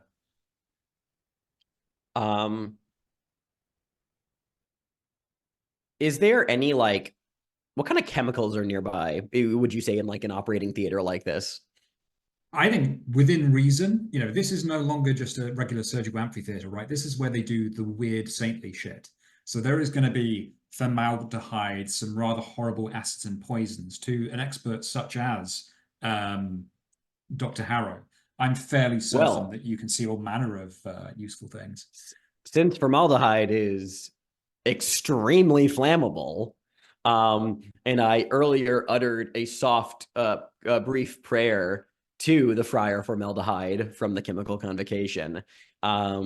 I think he grabs like a jar of it and is going to smash it over Ignatius's head. And once again, I will use Meet the Family to recklessly set off an explosive or unstable material within close range. I'm going to send Ignatius up in flames. Oh yes, I think that's incredible, and I imagine, the all the Franks are kind of holding on to Ignatius to keep him in place. Very obviously, what do you think is going to happen if you fail here? I'm gonna get also on fire. I think that's fair. I think rather than just posing death here, I think probably it's going to be very much that you are going to be horribly, horribly up in flames. Maybe a little bit of kind of like a Two-Face style effect from you that is going to make things very hard for Dr. Harrow in polite society from this moment on. All right, please give me your best shot, your best roll. I mean, vitality or arguably focus. So it could be about the strength of the motion, or maybe trying to kind of hit him in just the right place. Over to you. Yeah, I think I'm going to argue focus in the intense concentration way of just like he is focused and on it at the moment. Like the shattering of the watch was a grounding feature for him. Do I disadvantage at all? I'm going to say disadvantage is cancelled out by the little Frank, so that's what we agreed. Oh, that's right. Okay, cool. Clear and flat. Cool. 8.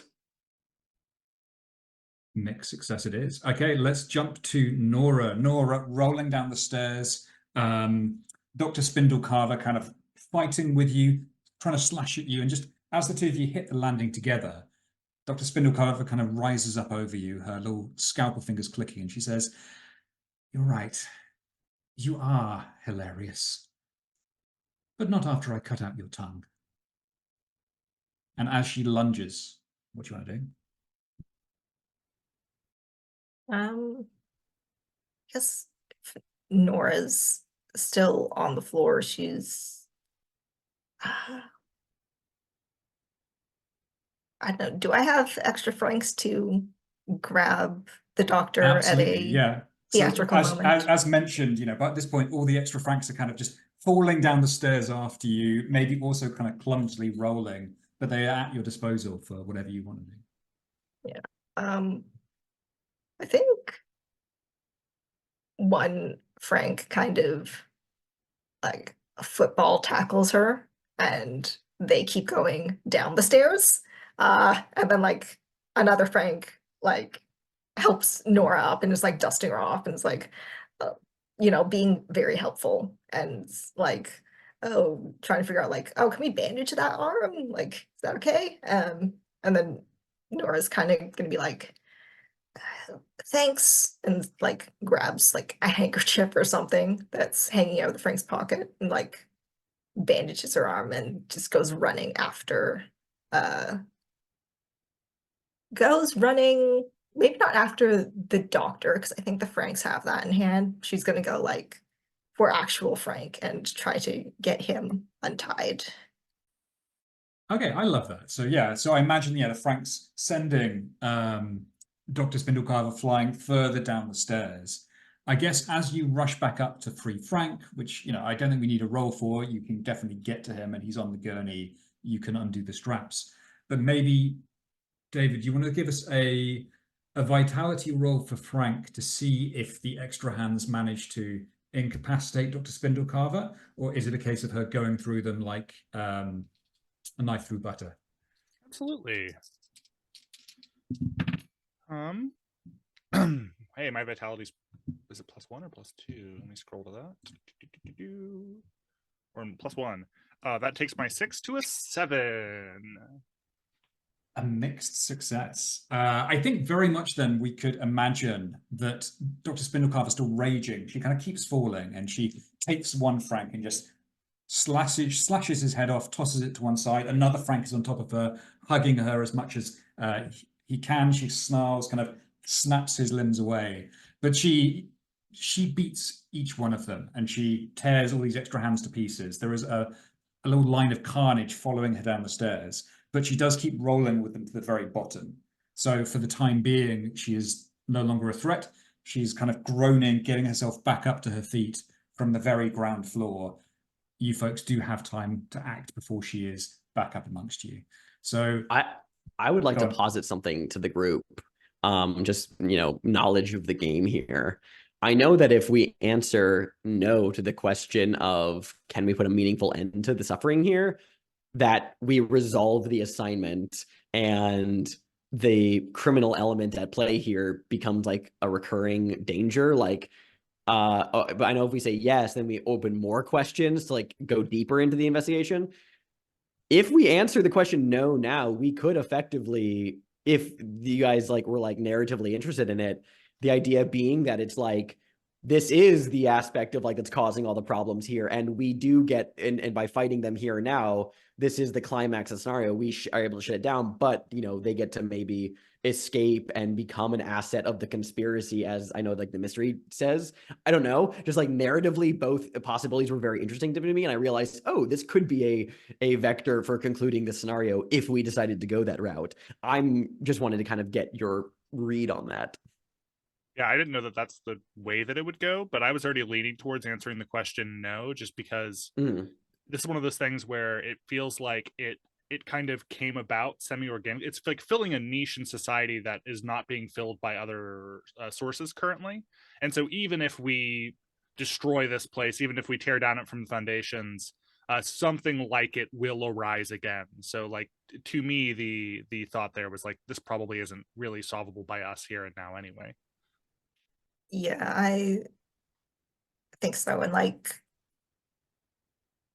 if we do remove the doctor, it's okay, the rest of the hospital's still there. People will be fine-ish. So yeah, I think, should we go with that? Yeah, I mean, my thought as to why the meaningful, or why there can't be a meaningful end to the suffering here, is one, the security camera observation of the patients. There's this clearly this deeply rooted in observation conspiracy at play here. That's just part of it. There is clearly a lot going on there that is deeply seated.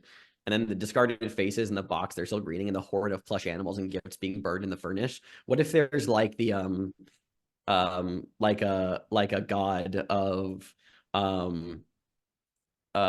I don't know what the word for it is, because it's not childlike innocence. That's not the word for it. It's more of the transient innocence of happiness and in a hospital kind of clinical setting. The idea being that these plush animals and gifts that were burned in the furnace are offerings to this god of placation. It's kind of what makes everyone really happy to and it's everything's great, everything's wonderful, the treatments here are so great.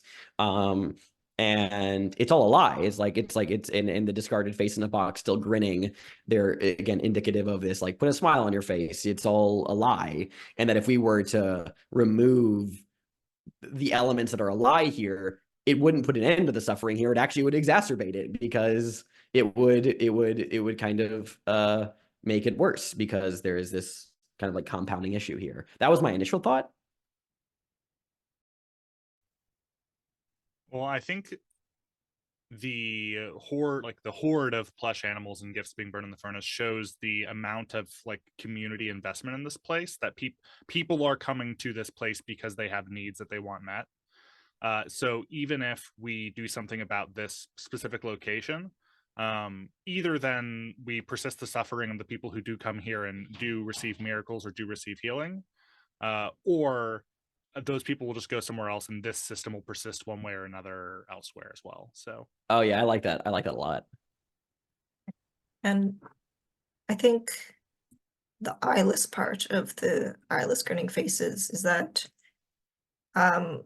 like David said, people need this hospital, and they are going to close their eyes and just ignore anything that might be slightly wrong because they don't have anywhere else to go. I think that's really good. So yeah, I think you definitely have made a good case for basically using all of your clues on this one to put towards this question, complexity 2. So yeah, I'm really happy for you to go ahead and roll. I know we've got a couple of mixed success consequences, but I think if you want to answer the question, I would probably add those to kind of the end scene of you resolving this assignment, those consequences playing out. So complexity 2, and I think you've got 3 left. So +1, yeah. +1. Cool. If someone would like to make a roll, please do. I vote that David rolls it because he turned into a bunch of little guys to really clinch the situation there. Yeah, my luck is turning, but I'll take it. Why not? +1. All right. No whammies. That's okay. That is a 7 on the dice. +1 is 8. That's 8's considering we were already riding mixed successes. This feels right. Yeah, that's good. Okay, please describe to me, as Nora frees Frank from his bindings upon the gurney, as Dr. Hallow kind of hurls this flaming formaldehyde exploding over Ignatius. How do the 3 of you decide to basically get the hell out of this place? What happens next? I think for Frank, I'd like to maybe add to the narrative that just the colossal quantity of Franks that poured out of him just like broke any bonds that were on his body, because like they started in the chest, but they just started just like popping out everywhere. And as the like stream of Franks fell to a close, like exhausted, he kind of like rolled out of the gurney, and one of the other Franks of course helps him to his feet, dusts off his jacket, and he, oh thank you, appreciate you, and then like just looks and sees the carnage of just like piles of Franks hugging and holding the various staff members, some of them getting torn to bloody bits, that will only last for so long, and Frank, seeing both Dr. Nim and Nora over by the stairs, starts heading that way and just kind of turns to the surgeon and is like, well, I think this will probably be all the saint flesh you need. So you have a wonderful day. And I hope that, I hope you just have a blessed time here. And Frank's just gonna like go and like try to help Nim and Nora and just like head back out the doors that brought them in here. Awesome. I think that's really good. I think so for the mixed success, what is going to happen is as the 3 of you kind of stagger out, the formaldehyde that exploded all over Ignatius is just spreading across the surgical amphitheater. And you can hear the fire alarms starting to go off all around you. Sprinklers that are kind of broken down from this old hospital start spraying. It's not going to be enough. The hospital is going up in flames.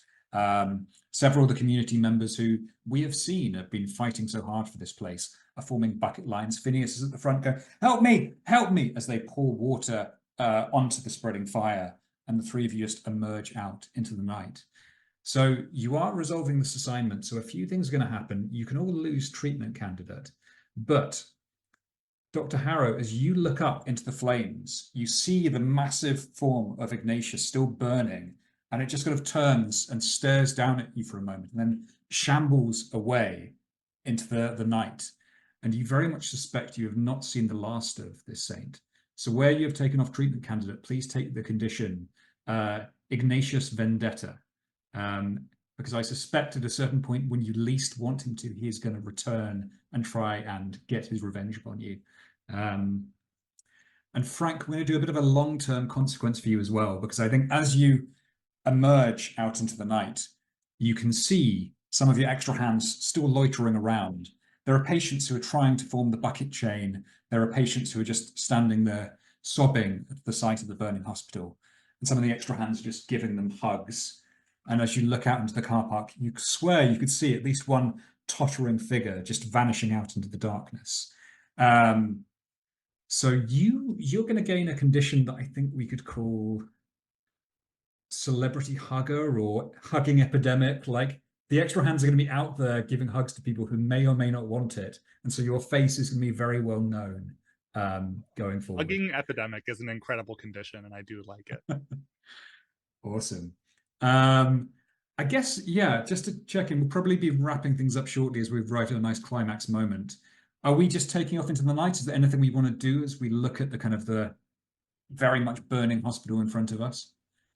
I feel like at least in not necessarily in the moment, but just as like maybe in like montage after the fact, just like give like the resolution of the scenarios, because we still have a job to do, and it's just like, you know, in the aftermath of the burning hospital, we, you know, it's a lot of sifting, it's a lot of like talking to people, a lot of like sifting through like paperwork and just like gathering enough information and evidence to like placate the bureau on this matter as to like being like a case that's closed, of just us kind of like picking through rubble of kind of like of seeing the aftermath of the situation, while we kind of bring a true detective style end to it, very bleak and yeah. I think that's perfect. Yeah, so maybe all of you, yeah, helping out, trying to kind of talk to some of the patients, maybe finding a few useful items in the rubble. So that does lead us to our rewards. So because you chose to say no to ending the suffering here, the assignment states that each of you receives a complimentary spiritual renewal treatment and can unmark a verse of history of your choice. So I think obviously the hospital is not giving you any treatment, but it might be kind of staring into the flames. Maybe you see a little part of your past die. Maybe you feel a little bit renewed. Maybe this is more a personality thing than an actual physical treatment. But you may unmark a verse of history of your choice. And I think as well, you can pick up some items from the rubble. So possible. Uh-oh. Did John just disappear? Did we give a name to the video entertainment god earlier? Because I think they just took John as a sacrifice. Oh, they just did take John as a sacrifice. Oh no. I'm now in charge of the recording. I'm going to pause it. Okay, because my internet cut out there, I think let's save the long list of rewards until next time, and then Vitria can get in on it.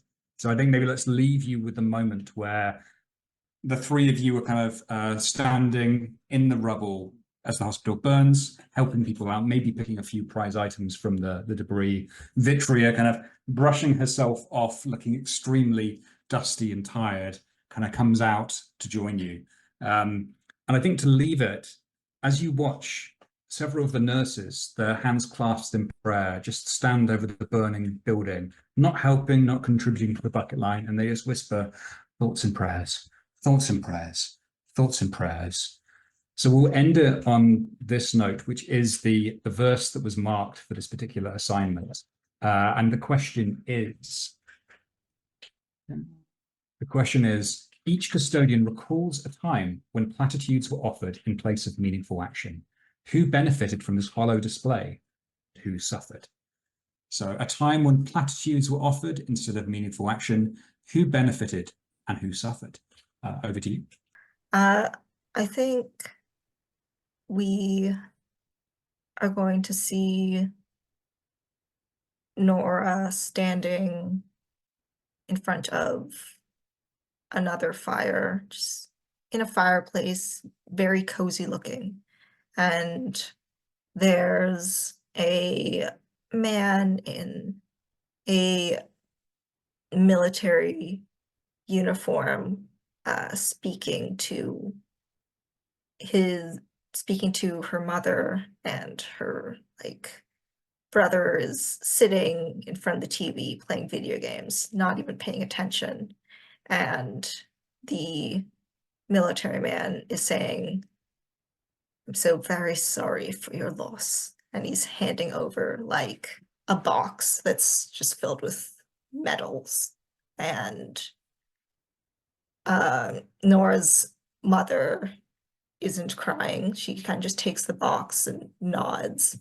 And Nora's just standing in front of the fireplace, sobbing, and nobody is even looking at her. I've got mine ready, but I think I want to do it last if you're ready, Alex. Oh, I already did mine as part of my big right. conglomeration of them. Yeah. Well, It was perfect. Let's go. the speech of Enosh Matravosian, whatever his name was. Yeah. I see how that ties in now. Yeah. Wow, you really worked triple duty on that one. The hospital's burning. Our trio and Vitria is somewhere. We'll figure that out next time. But our trio is out in the lot near where their cars are parked.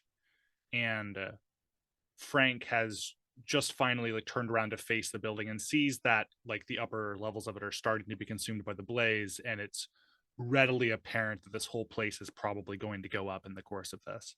And there is a line of people who are, you know, passing buckets of water or trying to treat the flames. And I think Frank like makes a move, like stumbles towards it to go and help as well. But after giving off so many of his little ones and so many extra hands, I think Frank, like halfway through that first step, his knees buckle and he just hits the pavement like face first.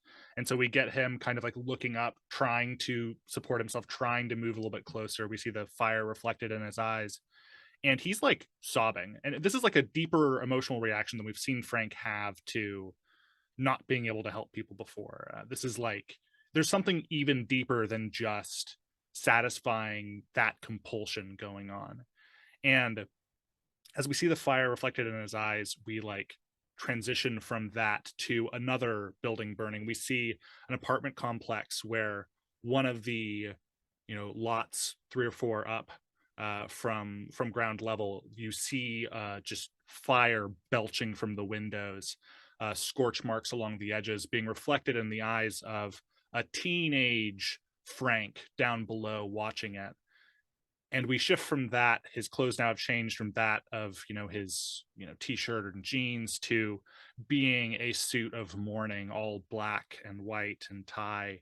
And he's at a graveside where you see 2 caskets being put in the ground. There's photos on stands, one of the father who we saw previously in the laundry scene, and then another of Frank's grandmother. Both, you know, in these pictures, they are smiling, they are charming, but before them, they are dead. And there are various mourners here present who go over and like console Frank, tell him things will be okay, that, you know, he'll be able to move on from this, that, you know, the world will keep on spinning, that he'll be able to keep moving forward as well. But all of them, one by one, say these words to him, comfort themselves as much as they're comforting him, and leave. And then we just transition back to Frank now alone here. And then our location changes and he's now alone here before a burned out apartment. There's black soot along the brick walls of the building. And he slowly alone makes his way up the stairs, heading back home. That's beautiful. Thank you. Thank you all so much. That was fantastic. Okay, well, we will kind of fade out there on the session. So we'll have some rewards next time. The assignment has been resolved, of course, so we can get another one coming in next session. Amazing. XP, does anyone want to talk about what they believe they achieved this session? I think I can maybe mark off, did you engage with the God Angel or their divine manifestation with the hearse drivers and the, I want to say cafeteria. It's not a cafeteria, the diner. I think that might be it. Were we undermining the orders of our superiors at the end where we said, no, we're not doing anything, we're leaving now? I would say that was in keeping with the orders of our superiors. We were doing our job, you know. Yeah. Oh, we did complete an assignment. Yes. So 2. Yeah, same. Awesome. I only get the 2 because of the completed assignment in the God Angel or other divine manifestation. I don't feel like I got my other 2. Cool. And David? I think I managed all 4 this time. We did complete an assignment. There was definitely engaging with God Angel or divine manifestation. Going out of the way to connect to the local community, staying back in Malreward to help out at the B&B and clean that up before he left. And then on delivering a monologue, I was specifically angled a few times for the horrors that society accepts as good and necessary, for Frank thinking that, you know, as long as he helps people, that this might be acceptable for him to meet his end here in the surgery ward. So I think that's Fantastic. that's like one of the only times I've ever hit all of the end of session questions before. So that's fun. Awesome. Yeah, rack them up. Yeah, it does brilliant. actually Okay, well, push me to my next advancement for next time, because I was already 2 over after last session. So good Lord. Okay, good fantastic. Lord. I know Frank is becoming superpowered. It's very exciting. Cool. Okay, yeah. So you have an advance for next session. I guess just stars and wishes. I think I'd like to go first because I think I really just adored something that all of you did. So Rhyme, when Nora used her move to bring down the curtain in the diner, I loved that because I had no idea what you were going to do to get them out of that situation, and it just felt very creative, but also very simple. You know, it really led the action forward and progressed things, and it was really, really wonderfully done. Alex, you know, you just did a flashback in the middle of the action that felt coherent and powerful and gave us so much about your character's backstory and was, you know, you fitted in a ton and made it all work. You threaded the needle so beautifully. So I loved that moment. That was a star. And David, I think huge shout out for you because I know you said after the very first session you didn't want Frank to be a buffoon. And I thought this was a wonderful session for Frank where he did do something, you know, really harmful and self-destructive in the name of his principles, and then managed to be a hero by bringing all these little Franks on the scene and such a creative use of the move, and then having that wonderful tragic recall the moment to finish us off. So I just thought you really showed how multifaceted this character can be, who in some ways is very simple. So yeah, just huge stars to you all. I really had a good time. That felt like it massively spiraled out of control very quickly, but it felt very exciting to follow how you all ran with the punches and did some really, really exciting stuff. So yeah, I had a fantastic time as always. And wishes, I don't know. I wish to see what James thinks when he finds out that you have burnt the hospital to the ground and resolved the assignment in a pretty explosive manner. So yeah, that's me. Anyone else? Yeah, I will throw out some stars, obviously, echoing what you just said. I really enjoyed Frank's compounding action and then splitting into a bunch of little mini Franks that were swarming the enemies. Overall, this star for everybody for just this was really climactic and action packed. I really enjoyed how Nora took point on the diner situation, and that monologue was very good. And then cut curtain cut to black and having the power shut down, very, very awesome. Overall, this was like everyone's narration and reactions to the situation were punchy. I got to star John for embracing a more brutal GM reaction to the session. I loved it. It was great because I was just getting punched down into the dirt, and I was like, "Oh, great! I can just keep throwing my moves out there." That was a lot of fun to deal with in this situation. Overall, just a really fun, pulpy, action-packed episode that was very fun to see how we all interacted with it and I'm very satisfied with how the narrative ended there.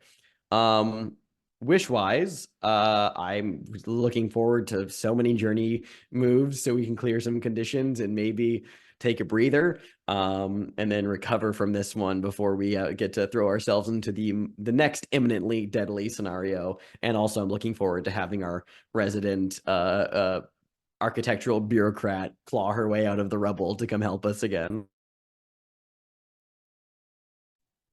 Yeah, I want to star immediately. I I loved Nora's entrance into the surgical ward like after being sort of released, and just like goading the surgeon, and then when that was like not panning out, just punching him, just going for it. Like the melee that ensued, I thought was just a great way to direct the story.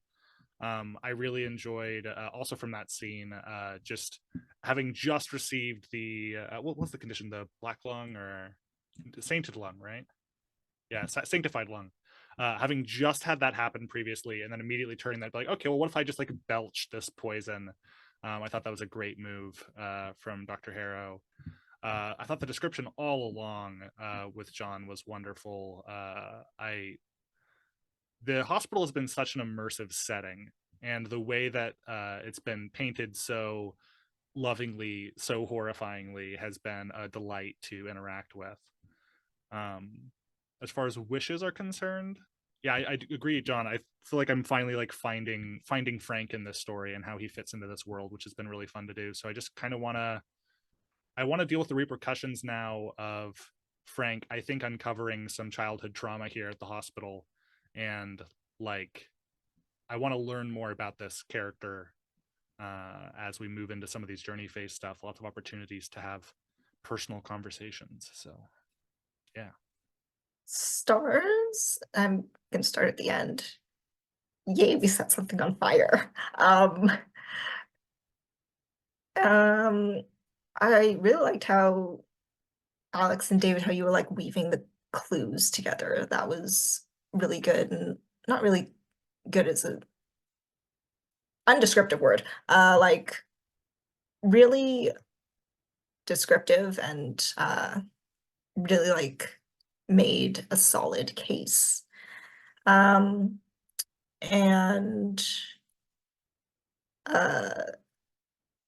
what else? We trapped Vitria under a burning hospital, which I feel like we should apologize for. But we set stuff on fire. Well, that's fun. And yeah, John, it was, yeah, the keeping the like camera as a constant threat, that was really cool. And yes, wishes that we get to set more stuff on fire.